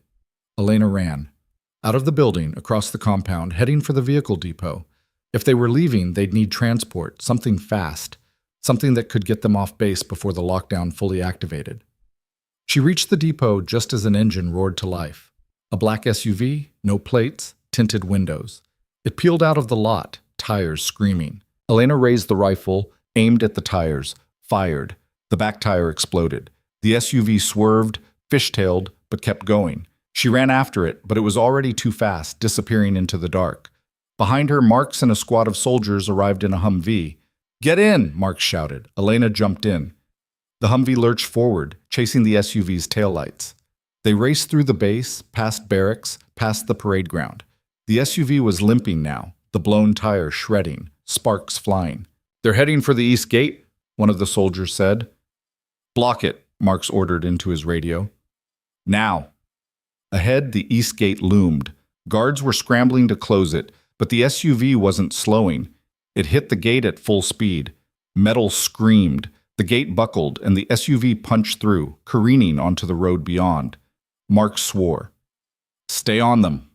The Humvee followed, engine roaring. They cleared the gate and hit the open road. The SUV was a quarter-mile ahead, weaving erratically. Elena leaned out the window, aimed, fired again. The second tire blew. The SUV lost control. It veered off the road, crashed through a guardrail, and flipped. Mark slammed the brakes. They skidded to a stop. Elena was out before the Humvee fully stopped. She ran to the wreck, weapon raised. The SUV was on its side, smoking. The driver's door hung open. No one inside. She scanned the area. Trees, darkness, no movement. Then she heard it. A voice. Faint. Coming from the tree line. She moved toward it, slow and careful. A man stumbled out of the shadows, holding his side, blood seeping between his fingers. He looked up, saw her, and smiled. Too late, he said in accented English. Where are the files? Elena demanded. He laughed, wet and ragged. Already gone. Uploaded. The whole world's going to know what you did. I didn't do anything. Liar. He coughed, spat blood. You let him die, Amari. You could have saved him, but you let him die. And now everyone knows. Elena's heart stopped. What are you talking about? The recordings, he said. From the safe house, every word, every choice. It's all there. He collapsed. Elena dropped beside him, checked his pulse, fading fast. What recordings? She asked. But he was already gone. Marks reached her, breathing hard. What did he say? Elena stared at the dead man, her mind spinning. He said there are recordings from Phantom Orchid, from the safe house. That's impossible. The mission was classified. There were no... He said they uploaded them. Marks pulled out his radio. Get me Ashford, now. Static. Then Ashford's voice, strained. Go ahead. They're claiming they have recordings from Phantom Orchid. Is that possible? Silence. Ashford, answer me. It's possible, she said finally. Amari was wired, audio surveillance. We wanted to know if he was feeding us disinformation, but the recordings were locked in a vault at Langley. No one's supposed to have access. Well, someone does now, Mark said. Elena stood, hands clenched. If those recordings go public, everyone's going to know what really happened. And what did happen? Marks asked. Elena looked at him. Her face was pale, her eyes hollow. I made a choice, she said quietly, and 23 people died because of it. Mark stared at her like she'd just spoken a foreign language. 23 people? Elena turned away, walked back toward the Humvee. Her boots crunched on broken glass. Behind her, soldiers were securing the crash site, checking the bodies, calling in forensics. Voss, what are you talking about? Marks followed her. The official report says Phantom Orchid was a clean extraction, 0 casualties. The official report's a lie. She climbed into the Humvee. Marks got in beside her, slammed the door. Start talking, he said. Elena stared through the windshield at the wreckage. The SUV was still smoking, metal twisted into shapes that didn't make sense. Like the past, she thought. Bent until it broke. We were supposed to extract one asset, she said quietly. Dr. Amari. He'd been working at a bioweapons lab outside Kandahar, low-profile facility, off the books. He wanted out, and we were his ticket. So what went wrong? Everything. Elena's hands tightened in her lap. The intel said the facility was minimally staffed, skeleton crew, easy in, easy out. But when we got there, it was full. Scientists, technicians, security. And Amari wasn't ready. He'd been exposed to something in the lab, some kind of engineered pathogen. He was already symptomatic when we found him. Marks leaned forward. What kind of pathogen? I don't know. He called it Project Nightfall. Said it was airborne, highly contagious, designed to incapacitate before it killed. He'd been trying to destroy the samples when we arrived, but he'd contaminated himself in the process. And the rest of the facility? Elena closed her eyes. We had 2 choices. Extract Amari and risk him spreading the contagion, or neutralize the threat and leave him behind. You didn't leave him. No, I didn't. She opened her eyes. Our team leader made the call. We'd take Amari, but we'd have to sterilize the facility first, make sure nothing got out. Marks went very still. Define sterilize. You know what it means. Say it. We burned it, Elena said, her voice flat. The whole building, everyone inside. The silence in the Humvee was absolute. How many? Marks asked. 23. Civilians mostly. A few security personnel. Some were scientists who didn't even know what they were working on. And Amari? We got him out. Barely. I spent 72 hours keeping him alive in a safe house while we waited for a hazmat team. He was delirious most of the time, talking about the project, about what they'd created, but he also talked about the others. The people we'd left behind, he knew some of them, colleagues, friends. Did he blame you? He didn't have to. I blame myself. Marks rubbed his face. The recordings. If they have audio from the safe house, then they have him talking about Nightfall, about the facility, about the people who died. Elena looked at him. And they have me admitting I was part of it. You were following orders. That's not how it's going to sound when it goes public. Marks pulled out his phone, dialed. Ashford, we have a problem. He put it on speaker. Ashford's voice came through, tight and controlled. I'm aware. We've been monitoring the dark web. Nothing's surfaced yet, but it's only a matter of time. How long? Elena asked. Hours? Maybe less? Whoever has those files is shopping them to the highest bidder. Once the sale goes through, they'll leak it everywhere. Can you stop it? We're trying, but these people know how to stay hidden. We need leverage. Elena's mind raced. The 3 men we captured, they know who hired them. We're interrogating them now, Ashford said. But they're not talking. Professional contractors. They'll die before they give up their client. Then make them want to talk. We can't torture prisoners, Voss. I'm not suggesting torture. I'm suggesting you give them a reason to cooperate. Ashford was silent for a moment. What do you have in mind? Tell them the truth, Elena said. Tell them their client's about to burn them. The recordings go public, and everyone involved in tonight's operation becomes a target. Foreign intelligence will hunt them down. We're talking kill-on-sight protocols, but if they give us the client, we can offer protection. You think they'll believe that? They're mercenaries. They understand survival. Give them a choice between loyalty and breathing, and they'll choose breathing. Marks nodded slowly. It might work? It has to work, Elena said, because if those recordings go live, I'm done. And so is everyone who covered up Phantom Orchid. Ashford's voice hardened. Let me be clear, Voss. If this blows up, you're taking the fall. Not me. Not Corin. You. I know. And you're okay with that? Elena looked out at the wreckage again. I stopped being okay with it 8 years ago. She hung up. Marks started the engine. Where to? Back to base. I need to see those prisoners. They drove in silence. The sun was starting to rise, painting the sky in shades of gray and pink. Elena watched it through the window, wondering if this would be her last sunrise as a free woman. When they reached the base, security was locked down tight. Checkpoints every 50 feet, armed patrols, floodlights cutting through the early morning haze. Marks drove straight to the detention facility, a low concrete building on the south edge of the compound. Inside, the air was cold and smelled like bleach. A guard led them down a narrow corridor to a row of holding cells. The 3 prisoners were separated, each in their own cell, sitting on metal benches bolted to the floor. Elena stopped at the first cell. The man inside looked up.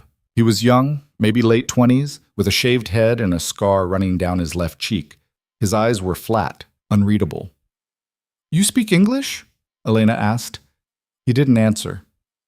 "I'll take that as a yes." She leaned against the bars. "Your client's going to kill you. You know that, right?" Still nothing. "The recordings are about to go public. When they do, everyone who touched this operation becomes a liability. Your client doesn't leave loose ends." The man blinked, just once, but Elena saw it. "You think you're protected because you kept your mouth shut," she continued. "But protection only works if your employer values you, and right now, you're worth more dead than alive." "We don't talk," he said finally. His accent was thick, Eastern European. "I know, but I'm not asking you to talk. I'm asking you to think. Who benefits if you die?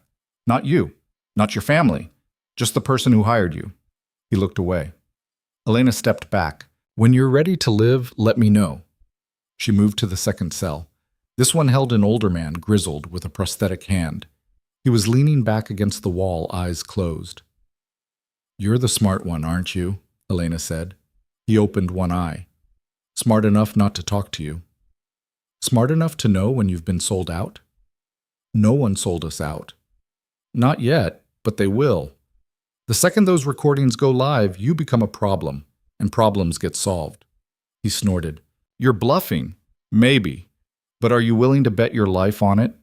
He closed his eye again. "I've been in worse situations." Elena studied him. "What's your name?" "None of your business." "Fine. I'll call you Dead Man, because that's what you are unless you start cooperating." She moved to the third cell. This one held the man who'd climbed through the clinic window.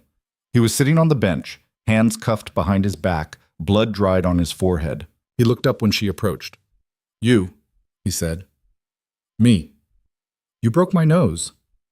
You broke into my clinic." He smiled, or tried to. It came out crooked. "Fair." Elena crouched down to eye level. "You told me the recordings were uploaded. Where?" "Encrypted server, anonymous, untraceable." "But you know where it is." "I know the access codes, but I'm not giving them to you." "Why not?" "Because I get paid when the sale completes." "If I give you the codes, I don't get paid." Elena tilted her head. "How much are they paying you?" 200,000, split 3 ways. "And if you're dead?" He shrugged. "My family gets it." "You sure about that?" His smile faded. "Because I've seen how these things work," Elena said. "Your client pays half up front, half on completion. But if you die before completion, the contract's void. Your family gets nothing." "That's not... Check your contract. I'll wait." He stared at her. She stared back. Finally, he looked away. "What do you want?" "The access codes, the client's name, everything." "In exchange for what?" "Protection, new identity, clean record, and your family gets the full 200,000. From us." He laughed, bitter and sharp. "You can't promise that." "I can, and I will, but only if you decide in the next 60 seconds. He looked at her like he was trying to figure out if she was lying. Elena held his gaze unwavering. 50 seconds, she said. "This is insane." 40. "You're bluffing." 30. He swore in a language Elena didn't recognize.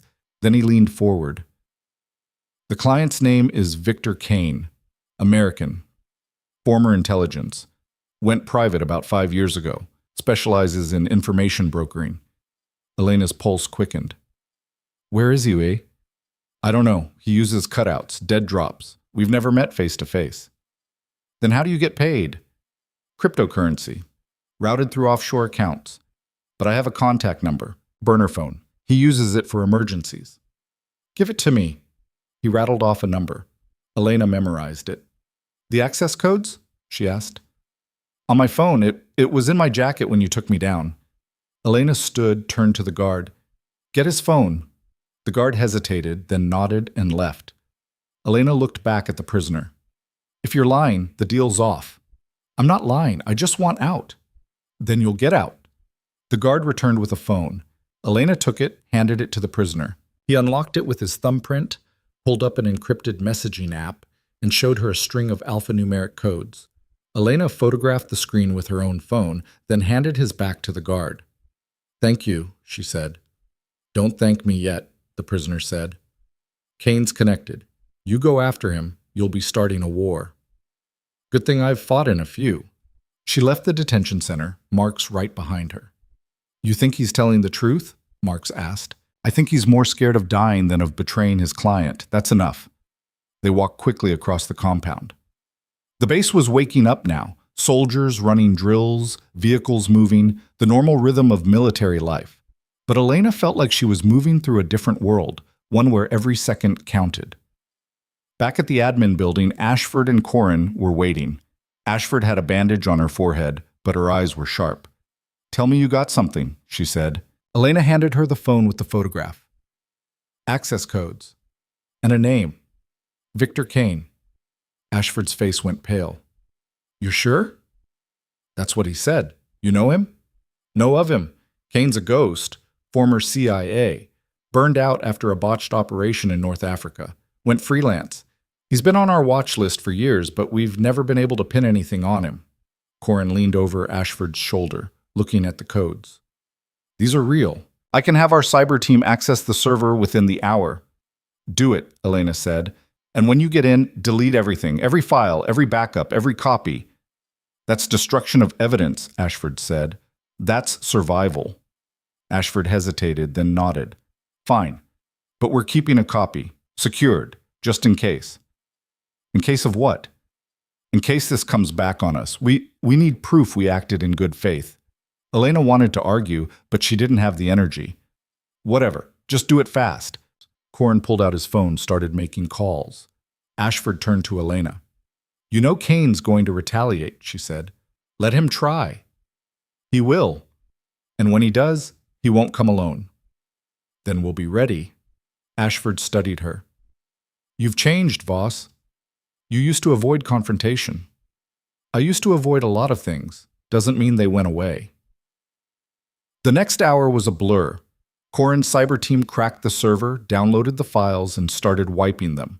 Elena sat in the corner of the operations room, watching lines of code scroll across monitors, feeling like she was watching her entire past being erased one byte at a time. At 0847, Corin looked up. We're in. Files are downloading now. How much is there? Ashford asked. A lot.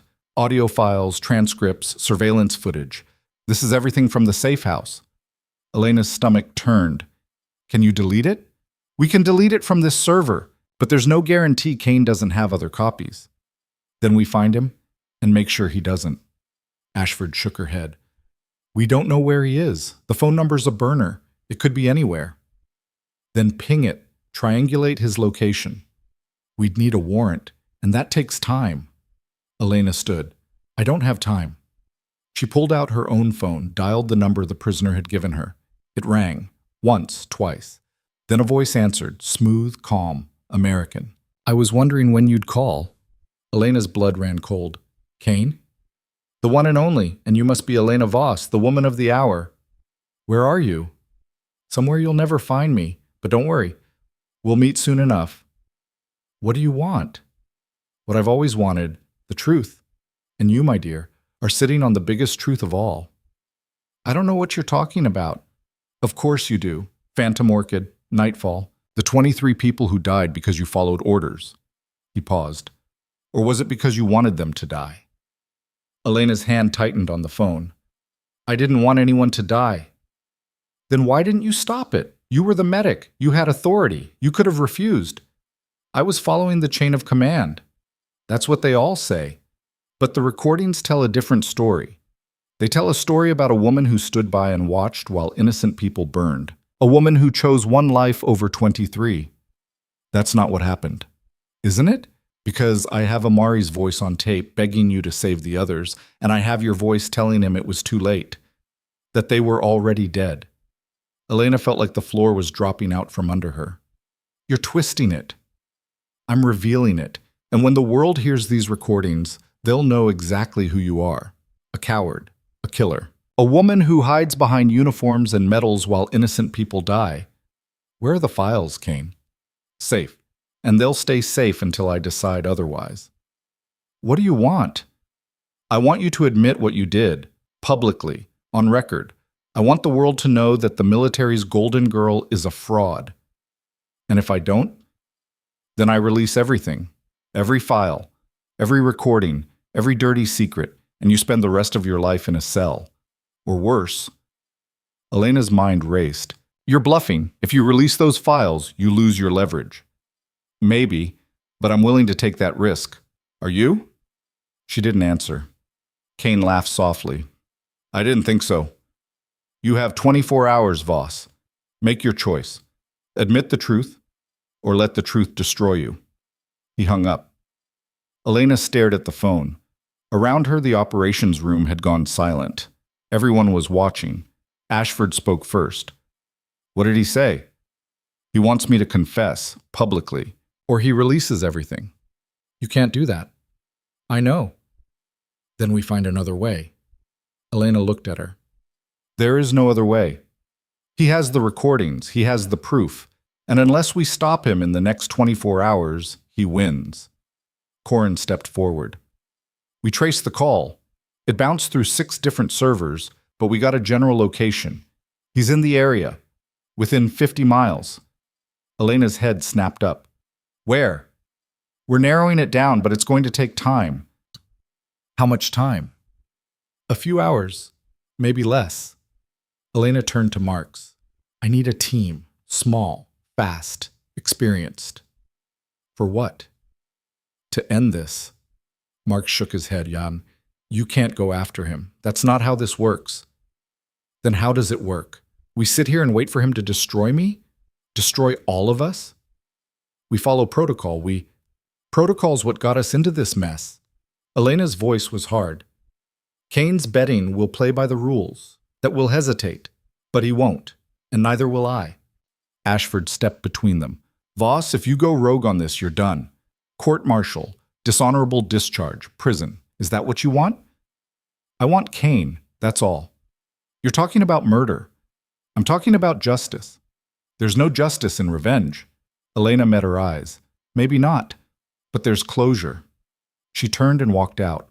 Behind her, she heard Marks calling her name, but she didn't stop. She crossed the compound, heading for the armory. Her mind was clear now, focused. She knew what she had to do. She reached the armory, showed her ID to the guard, and went inside. The room was lined with weapons, rifles, pistols, shotguns, all locked behind chain-link cages. She grabbed a Glock 19, loaded it, tucked it into her waistband. Then she grabbed a tactical vest, a knife, and a handful of magazines. When she came out, Vega was waiting. Don't, Vega said. Elena kept walking. Elena, stop. She stopped. Vega stepped in front of her. Whatever you're planning, it's not worth it. You don't know what he's planning. I know you, and I know that if you go after him like this, you're not coming back. Maybe that's the point. Vega grabbed her arm. Listen to me. You've spent 8 years running from what happened, but running doesn't fix it. It just makes it worse. I'm not running anymore. No, you're walking into a trap. Elena pulled her arm free. Then I'll spring it myself. She walked past Vega out into the morning sun. Behind her, Vega shouted, At least take backup. Elena didn't answer. She found a Jeep in the motor pool, keys still in the ignition, and climbed in. She started the engine, threw it into gear, and drove. The base gate was still locked down, but she flashed her ID and the guards waved her through. She hit the main road and accelerated, the wind whipping through the open windows. Her phone buzzed, a text from Corin. Location narrowed. Abandoned warehouse, industrial district, 12 miles north. Elena didn't reply. She just drove faster. 20 minutes later, she pulled up outside a cluster of warehouses on the edge of the city. The area was deserted, Rusted fences, broken windows, weeds pushing through cracked pavement. She parked the Jeep a block away and approached on foot. The warehouse Corin had identified was at the far end of the lot. 3 stories, corrugated metal siding, loading dock in front. No vehicles, no lights, no signs of life. Elena circled the perimeter, checking for cameras, tripwires, anything that might give her away. She found a side entrance, the door hanging loose on its hinges. She slipped inside. The interior was dark, cavernous, filled with the skeletons of old machinery. Dust hung in the air, disturbed by her footsteps. She moved slowly, weapon drawn, eyes scanning every shadow. A voice echoed from somewhere above. "I knew you'd come." Elena froze. "You're predictable, Voss." Driven by guilt. Controlled by it. She looked up. Kane was standing on a metal catwalk, silhouetted against a grimy window. He was smaller than she'd imagined, wiry, with graying hair and glasses. He looked more like a college professor than a mercenary broker. "Where are the files?" Elena called up. "Safe, like I said. I'm not leaving without them." "Then I guess you're not leaving." He pulled out a phone, pressed a button. The warehouse exploded into light, floodlights mounted on scaffolding, blinding her. She raised her weapon, but couldn't see. "I have 12 men in here with me," Kane said. "All armed, all trained. You really think you're walking out of this?" Elena's mind raced. She'd been set up, again. But then she heard it. A sound behind her, quiet, deliberate. Footsteps. She spun. Mark stepped out of the shadows, rifle raised. Behind him, Vega. And behind her, 6 soldiers in full tactical gear. Kane's voice lost its confidence. "What? You're not the only one who can set a trap," Marks called up. Elena looked at him, stunned. "You didn't think we'd let you do this alone, did you?" Vega said. Kane backed away from the railing. "This doesn't change anything. The files are still out there. You can't stop them." "We already did," Corin's voice came through a speaker somewhere. "Your server's been wiped. Every file, every backup, gone." Kane's face went white. "And your client list?" Corin continued. "Yeah, we got that too. 23 names, including 3 sitting senators and a defense contractor. They're all being arrested as we speak." Elena watched Kane's expression shift from confidence to panic. "You're done," she said. "No." Kane pulled out a gun. "I'm not." Marks fired, once. Center mass. Kane dropped. The warehouse went silent. Elena lowered her weapon, breathing hard. She walked to the base of the catwalk, looked up at Kane's body sprawled on the metal grating. "Is it over?" she asked quietly. "It's over," Mark said. But as the words left his mouth, Elena's phone buzzed. One new message. From an unknown number. She opened it. A video file. Thumbnail showed the interior of the safe house. 8 years ago, and underneath a single line of text. "Nice try. But I always keep a backup." Elena stared at the screen. The thumbnail was frozen on Amari's face, pale and gaunt, lying on a cot in the safe house. She could see herself in the background, blurred but recognizable. Marks moved beside her. "What is it?" She turned the phone toward him. He read the message and his face hardened. "Kane had a partner," he said, "or he uploaded it somewhere else before we hit the server." Elena's thumb hovered over the play button. "Either way, this isn't over." Vega stepped closer. "Don't watch it. Not here." I have to know what's on it." "Then let's get back to base first. Figure out what we're dealing with." Elena shook her head. "No. If someone's watching, they'll know we have it. They'll use that against us." She looked up at Kane's body on the catwalk. "We need to find out who sent this. Now." Corin's voice crackled through the radio clipped to Marks's vest. "Colonel, we've got movement. 2 vehicles approaching from the east. Fast." Marks grabbed the radio. "Armed?" "Unknown. But they're not slowing down." Elena pocketed her phone. "We need to move. Now." They ran. Out through the side entrance, across the lot toward the Jeep. Behind them, Elena heard engines roaring, tires screeching. She glanced back. 2 black SUVs, identical to the one from last night, barreling toward the warehouse. "Get to the vehicles!" Mark shouted. The soldiers scattered, sprinting toward the Humvees parked at the perimeter. Elena reached the Jeep, threw herself into the driver's seat. Vega jumped in beside her. "Go!" Vega yelled. Elena gunned it. The Jeep lurched forward, tires spinning on loose gravel. Behind them, the SUVs split up, one following them, the other heading for the warehouse. "They're not here for Kane," Elena said. "They're here for the files." "Then we lead them away from the others." Elena yanked the wheel, swerved onto a side road. The SUV followed, closing the distance. She could see the driver now, masked, tactical gear, professional. Not random hired muscle, these were specialists.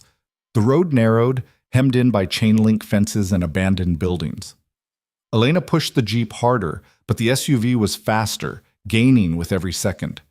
"They're going to ram us," Vega said. Elena saw it too. The SUV's front bumper was reinforced, built for impact. She had maybe 10 seconds before they made contact. She spotted an alley to the right, barely wide enough for the Jeep. She cranked the wheel, threading the gap with inches to spare. The SUV tried to follow, but its wider frame clipped the fence. Metal screamed.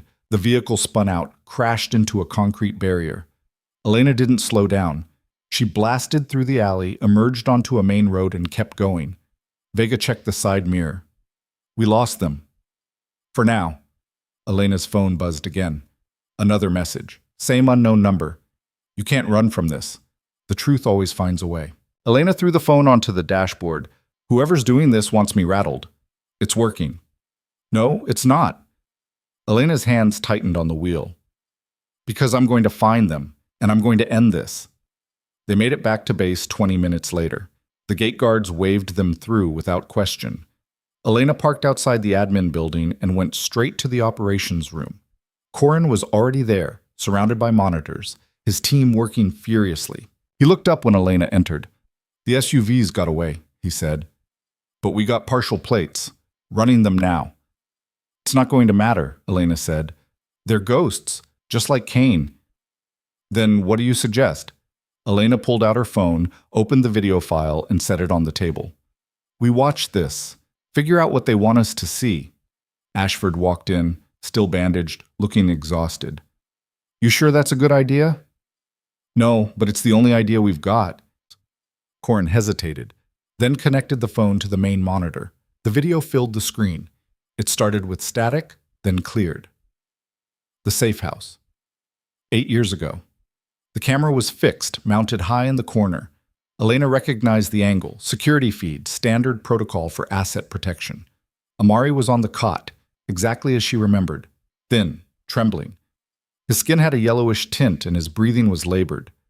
Elena stood beside him, checking his pulse, adjusting an IV line. "How long do I have?"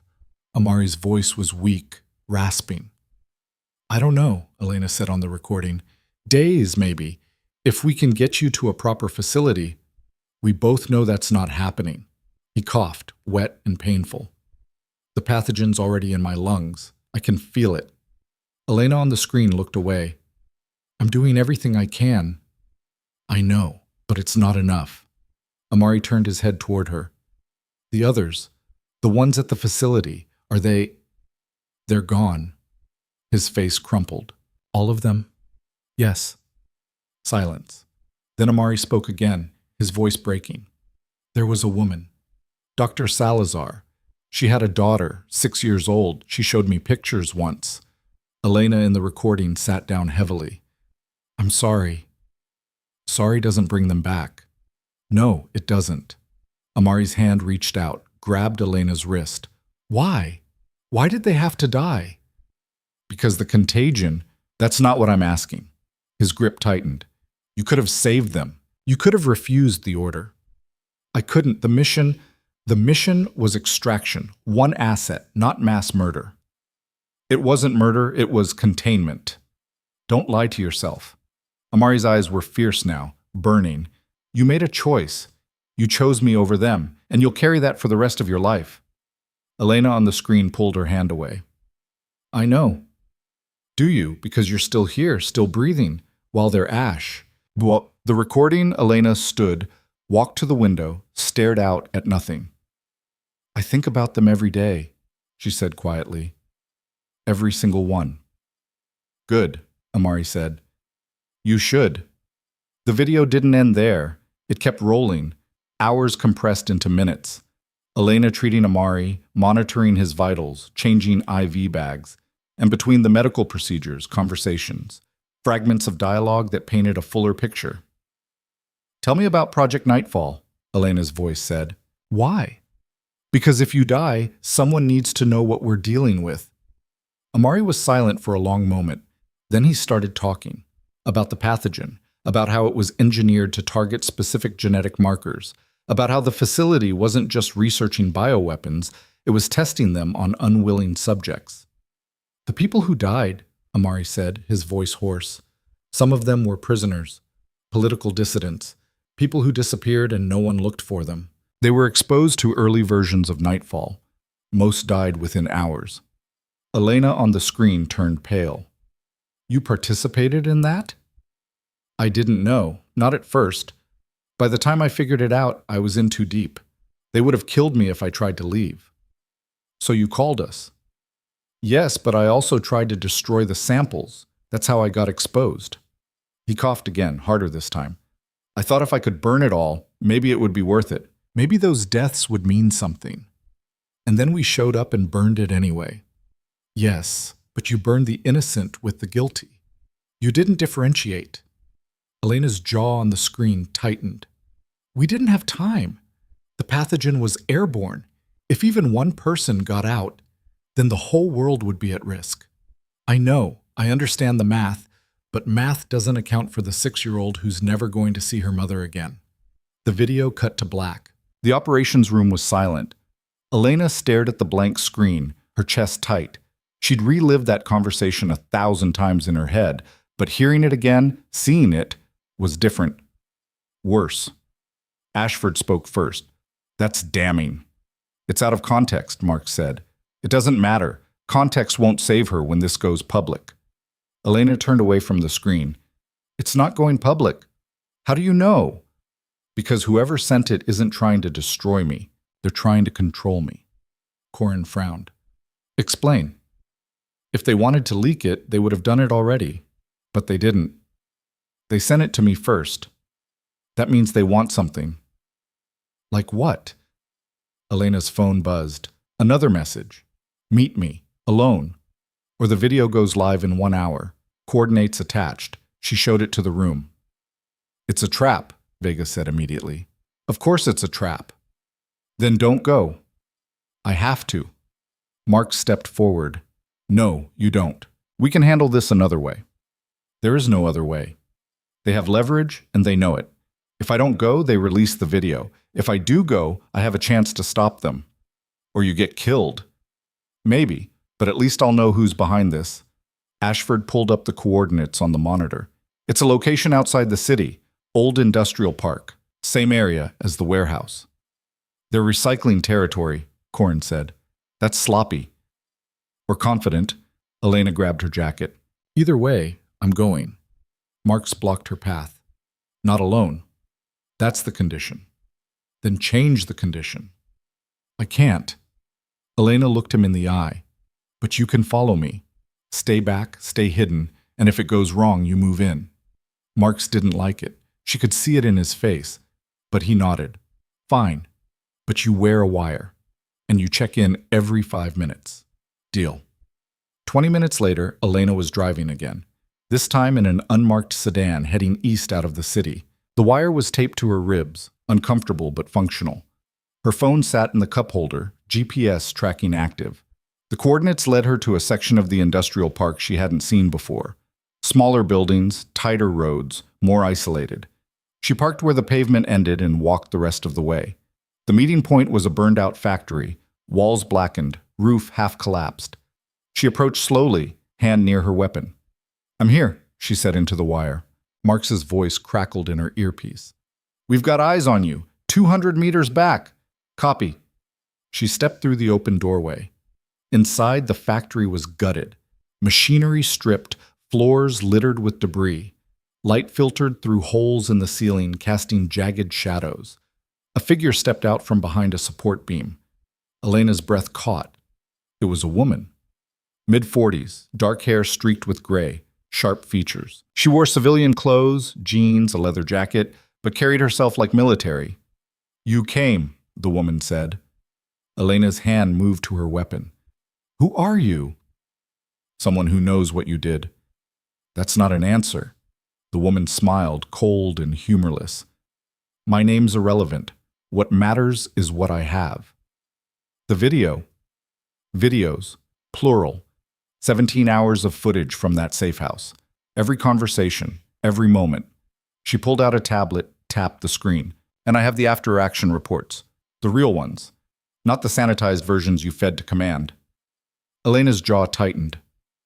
What do you want? Justice. For who? For the 23 people you murdered. I didn't murder anyone. You stood by and let it happen. That's the same thing. Elena stepped closer. You weren't there. You don't know what the situation was. I know enough. The woman's voice sharpened. I know you had a choice. I know you chose wrong, and I know you've been hiding from it ever since. I haven't been hiding. Then what do you call raking leaves on a military base under a false identity? Elena froze. How do you know about that? Because I've been watching you for 2 years, waiting for the right moment. To do what? To make you pay. The woman tapped the tablet again. A countdown appeared on the screen. 58 minutes. That's how long you have before this goes live, she said. Upload it to every major news outlet, every social media platform. The whole world will know what you did. Elena forced herself to stay calm. What do you want from me? I want you to confess. On camera. No script. No excuses. Just the truth. And if I do, then I delete the files. All of them. I don't believe you. You don't have a choice. Elena looked at the countdown. 57 minutes. Who were they to you? She asked quietly. The woman's expression flickered. What? The people at the facility. Who were they to you? For a moment, the woman didn't answer. Then her hand moved to a chain around her neck, pulled out a small pendant. Inside was a photograph. A young woman in a lab coat, smiling. My sister, she said. Dr. Natalia Reyes. She was a microbiologist. She didn't know what she was working on. They told her it was vaccine research. Elena's chest tightened. I'm sorry. Sorry doesn't bring her back. No, but it's all I have. The woman's hand clenched around the pendant. You know what the worst part is? She was trying to get out. She'd filed a complaint, said the research was unethical. They were going to transfer her the next week. Her voice broke. 1 more week, and she would have been gone. Elena didn't have words. She just stood there, feeling the weight of it. So yes, the woman continued, voice hardening again. I want you to confess. I want the world to see you for what you are. And then I want you to live with it, the way I've had to live with losing her. The countdown ticked down. 55 minutes. Elena took a breath. All right. All right, what? I'll do it. I'll confess. But not here. And not to you. The woman frowned. That's not how this works. It is now. Elena pulled out her phone. I'll do it publicly. At the base. In front of witnesses. On the record. But you have to be there. And you have to hear the whole story. Not just the parts that fit your version. I already know the story. No. You know the ending. You don't know what led to it. The woman hesitated. 54 minutes, Elena said. You've got nothing to lose, and if I'm lying, you still have the files. The woman stared at her, weighing it. Finally, she nodded. Fine. But if you try anything, I won't. They drove back to the base in separate vehicles. Elena called ahead, told Marks to set up a press conference. Main parade ground. 1 hour. You sure about this? Marks asked. No, but I'm doing it anyway. By the time they arrived, the base was already buzzing. Soldiers gathering, reporters setting up cameras, officers whispering in clusters. Elena walked through the crowd with the woman following close behind. Marks met them at the platform. What's the plan? I'm telling the truth, Elena said. All of it. That's career suicide. I know. She climbed onto the platform. Microphones lined the podium, cameras pointed at her from every angle. The crowd quieted. Elena gripped the edges of the podium, looked out at the faces. She saw Vega in the front row, Corin and Ashford off to the side. Soldiers she'd treated, saved, worked beside. and scattered among them, faces she didn't recognize, reporters, civilians, people who'd come just to watch. She took a breath. "My name is Elena Voss," she began. 8 years ago, I was part of a classified operation called Phantom Orchid. Our mission was to extract a high-value asset from a bioweapons facility in Afghanistan. The operation succeeded, but 23 people died in the process. Murmurs rippled through the crowd. I was the medic on that team, and I made a choice that's haunted me every day since. She paused. We were told the facility was a threat, that the pathogen inside was too dangerous to let escape. Our orders were to extract the asset and neutralize the site. That meant everyone inside had to die. The murmurs grew louder. I could have refused. I could have tried to save them, but I didn't. I followed orders, and because of that, 23 people, scientists, technicians, security personnel, were killed. She looked directly at the woman standing at the edge of the crowd. One of them was Dr. Natalia Reyes, a microbiologist. She had a sister who loved her, who spent the last 8 years looking for justice. The woman's face was unreadable. I can't give her sister back, Elena continued. I can't undo what happened, but I can tell you the truth. I made a choice, and I've lived with the consequences every single day. I left the service, I hid, I tried to forget. But you can't forget something like that. It follows you. Her voice cracked. She steadied it. I'm not asking for forgiveness. I don't deserve it. But I want you to understand something. War forces choices. Impossible choices. Save one or save many.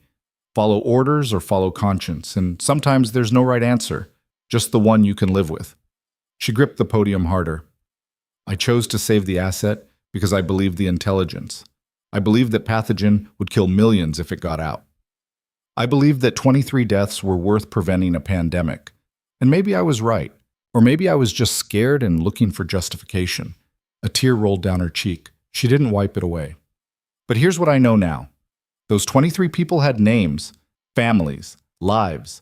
Dr. Salazar had a 6-year-old daughter. Dr. Reyes had a sister who's standing right there, looking at me like I'm the enemy. And maybe I am, because I took something from her that she'll never get back.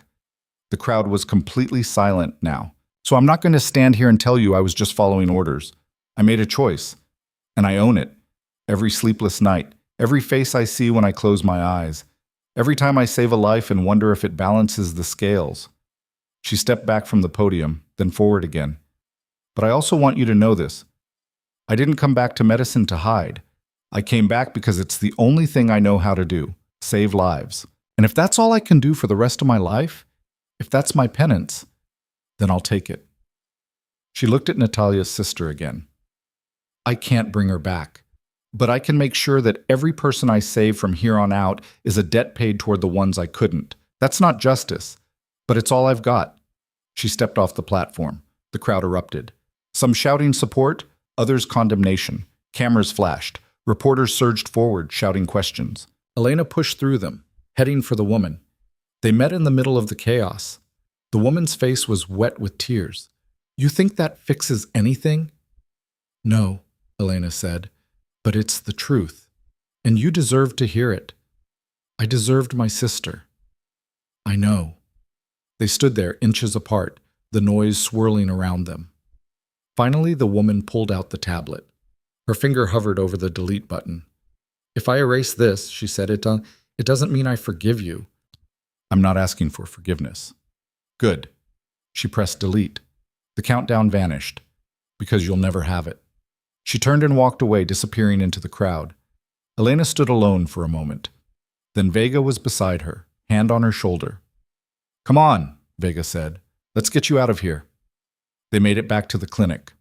Elena sat in exam 1, staring at nothing. Vega brought her water. She didn't drink it. You know your career's over, right? Vega said. Yeah. And you're okay with that? Elena looked up. I don't know.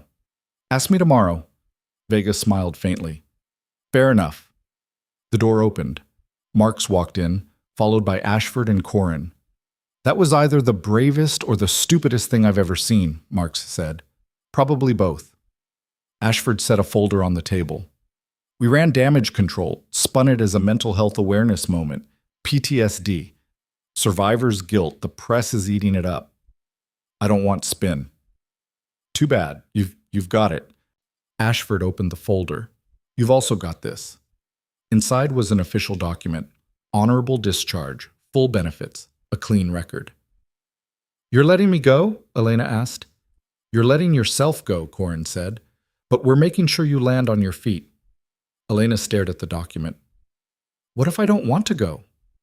Mark sat down across from her. Then you've got options. We're forming a new unit. Medical Rapid Response. Civilian-military hybrid. Deployed to disaster zones, conflict areas, anywhere lives are on the line. And you want me to lead it? We want you to help build it. No rank, no chain of command, just skilled people doing the right work. Elena looked at each of them. Why? Because you just proved something, Ashford said.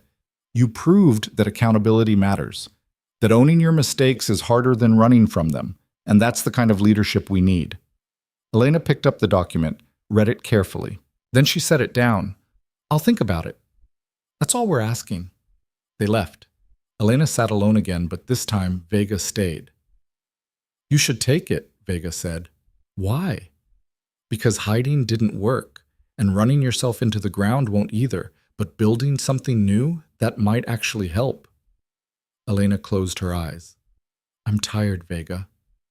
I know, but you're also still here, and that counts for something. 3 weeks later, Elena stood in a makeshift clinic on the outskirts of a refugee camp in Jordan. Thousands of people, most of them displaced by conflict, all of them desperate. The heat was crushing, the supplies were limited, the need was overwhelming, and Elena had never felt more alive.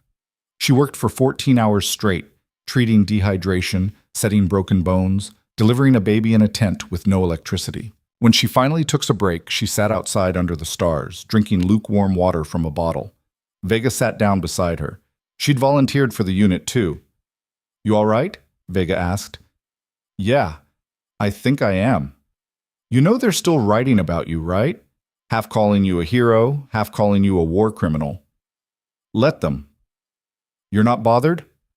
I'm too busy to be bothered, Vega laughed. That's one way to handle it. A young boy approached, maybe 7 years old.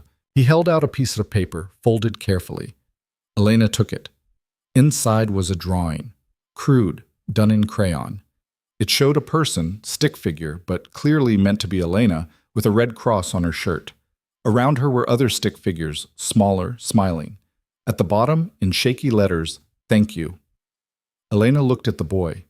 He was grinning, gap-toothed and hopeful. You're welcome, she said. He ran off. Vega glanced at the drawing. You're keeping that, aren't you? Yeah. Good. They sat in silence for a while. Then Vega spoke again. You think you'll ever forgive yourself? Elena thought about it. I don't know. Maybe that's not the point. Then what is? Maybe the point is just showing up, every day, doing the work, trying to be better than you were yesterday. Vega nodded. I can live with that. Me too. The next morning, Elena was back in the clinic before dawn. More patients, more crises, more lives hanging in the balance. But this time, she wasn't running from her past. She was building on it. Every person she saved was a step forward, not redemption. She'd stopped believing in that, but purpose, direction, a reason to keep going. At noon, her phone buzzed. A message from Mark's. New deployment. Eastern Europe. Conflict zone. Medical support needed. You in? Elena looked around the clinic, at the people waiting, at Vega, already triaging the next patient, at the drawing the boy had given her now taped to the wall above her workstation. She typed back, when do we leave? 6 months passed, then a year. The unit grew. More medics, more resources, more missions. They deployed to earthquake zones, war-torn cities, epidemic outbreaks, anywhere people were dying and no one else was willing to go. Elena led from the front, not with speeches or medals, but with her hands. She worked longer hours than anyone else, took the hardest cases, trained the new recruits with the same brutal honesty she'd learned to apply to herself. And slowly, something changed. The soldiers who'd mocked her as a supply girl now requested her unit for their deployments. The reporters who'd called her a war criminal now called her a lifesaver. The base that had pushed her into the shadows now held her up as an example. But none of that mattered as much as the work itself. One night, 2 years after the press conference, Elena received a package. No return address, just a small box wrapped in plain brown paper. She opened it carefully. Inside was a photograph.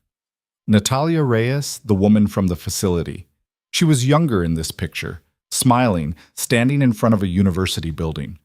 On the back, someone had written, "She wanted to save lives too." And beneath that, "Maybe you're doing it for both of you now." Elena stared at the photo for a long time. Then she put it in her bag, next to the drawing from the boy in Jordan. The next morning, she deployed again, this time to a cholera outbreak in East Africa. The team landed in the middle of the night, set up a field hospital by dawn, and started treating patients before the sun was fully up. Elena moved through the chaos with practiced efficiency. IV lines, rehydration salts, antibiotic protocols. She'd done this 100 times by now, but it never got easier. Every life saved felt like borrowed time. Every life lost felt like failure. But she kept going, because that's what she did now. What she was good at. What she'd built from the ashes of her mistakes. At the end of the day, Vega found her sitting outside the hospital tent, staring at the horizon. "You ever think about stopping?" Vega asked. "Every day. But you don't." "No." "Why?" Elena looked at her. "Because if I stop, I start thinking. And if I start thinking, I start remembering. And I'm not ready for that yet." Vega sat down beside her. "You know that's not sustainable, right?" "I know." "So what's the plan? Work yourself to death?" "Maybe." Vega shook her head. "You're impossible." "I've been called worse." They sat together until the stars came out. Then they went back inside because there were more patients waiting and the work was never done. 3 years after Phantom Orchid became public knowledge, Elena received a formal invitation. The International Medical Relief Organization wanted to honor her with their Humanitarian Service Award. She declined. They asked again. She declined again.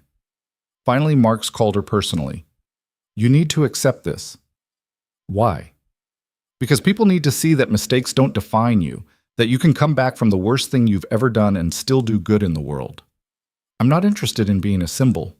"Too bad. You already are." Elena sighed. "If I do this, I do it my way." Meaning I bring the team, and we don't accept the award for ourselves. We accept it for everyone who's ever had to make an impossible choice and live with it. Marx was quiet for a moment. "Deal." The ceremony was held in Geneva. Elena wore her field uniform, not a dress. The team stood with her on stage, Vega, Corin, a dozen others who'd joined the unit over the years. When it was time for her speech, Elena stepped to the microphone and looked out at the crowd. Dignitaries, donors, journalists, people who'd never had to choose between bad and worse. "I don't deserve this award," she began. "None of us do. Because the work we do isn't about recognition. It's about showing up when no one else will. It's about doing what needs to be done.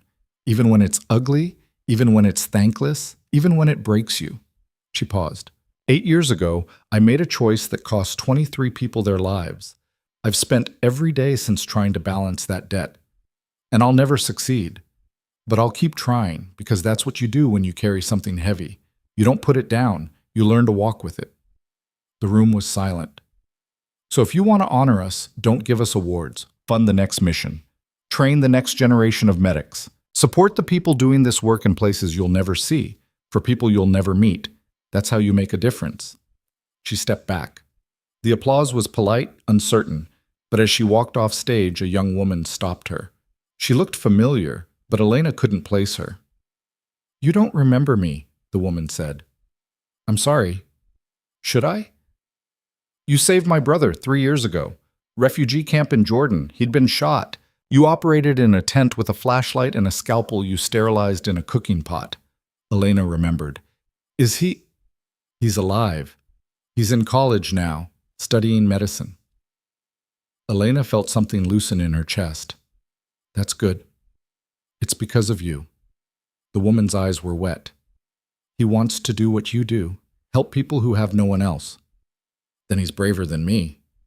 "No, he learned it from you. The woman walked away. Elena stood there trying to process it. Vega appeared beside her. You all right? Yeah. You know what this means, right? What? It means it's working. What you're building, it's bigger than you now. Elena looked around the room, at the people, at the possibilities. Maybe, she said, but we've still got a long way to go. 5 years after Phantom Orchid, Elena was 43. She'd deployed to 37 countries, trained over 200 medics, saved more lives than she could count. But the number that mattered most was still 23. She kept their names in a notebook, read them every morning before she started work, reminded herself why she was doing this. One morning, Marks called. I need you back at Red Hollow. Why? Just come. She flew back. The base looked the same but felt different. Newer buildings, more personnel. The clinic had been expanded, renamed the Voss Medical Center. She stared at the sign. You've got to be kidding. It was unanimous, Marks said. The soldiers voted on it. I don't want my name on anything. Too late. It's already done. He led her inside. The clinic was state-of-the-art now. New equipment, larger staff, trauma bays that could handle mass casualties. And on the wall, a plaque. In honor of Staff Sergeant Elena Voss, whose courage under fire and commitment to saving lives embodies the highest ideals of military medicine. Elena read it twice. This is too much. It's not enough, a voice said behind her. She turned. Dr. Halford stood there, older, grayer, but unmistakably him. What are you doing here? Elena asked. I work here. Have for the past year. Marks hired me back as a civilian consultant. After everything, I had to face what I'd done. Just like you. He stepped closer. I lost my license for 2 years. Lost my marriage. Lost everything. And I deserved it. But Marks gave me a second chance, same as he gave you. Elena didn't know what to say. I owe you an apology, Halford continued. I treated you like you were worthless, and I was wrong. You're the best medic I've ever seen, and I was too proud to admit it. You don't need to— Yes, I do. He held out his hand. I'm sorry. Elena looked at his hand, then she shook it. Apology accepted. He nodded and walked away. Elena stood in the clinic, surrounded by the hum of activity, and felt something she hadn't felt in a long time. Peace. Not forgiveness. Not redemption.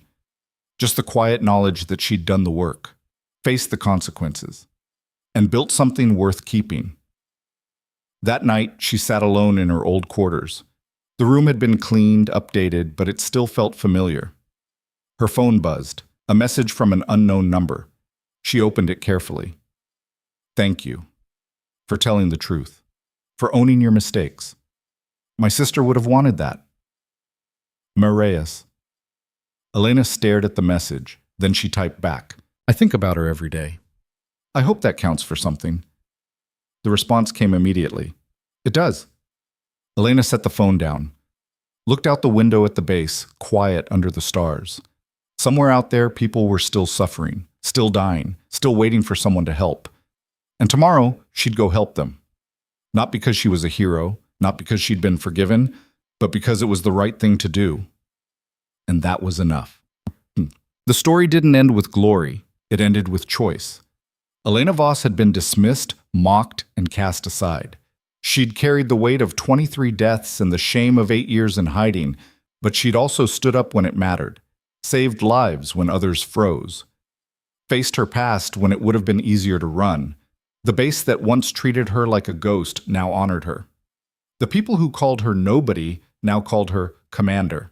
The woman who spent 8 years hating herself finally learned to live with what she'd done, not by forgetting, but by becoming someone worth remembering. Because strength isn't loud, justice isn't always clean. And sometimes the people the world underestimates are exactly the ones who change it. Stories don't save lives. Hands do. And Elena's hands weren't done yet. The weak were exposed. The arrogant fell. The truth came out. And the woman they tried to bury became the one they couldn't ignore. That's not just survival. That's victory.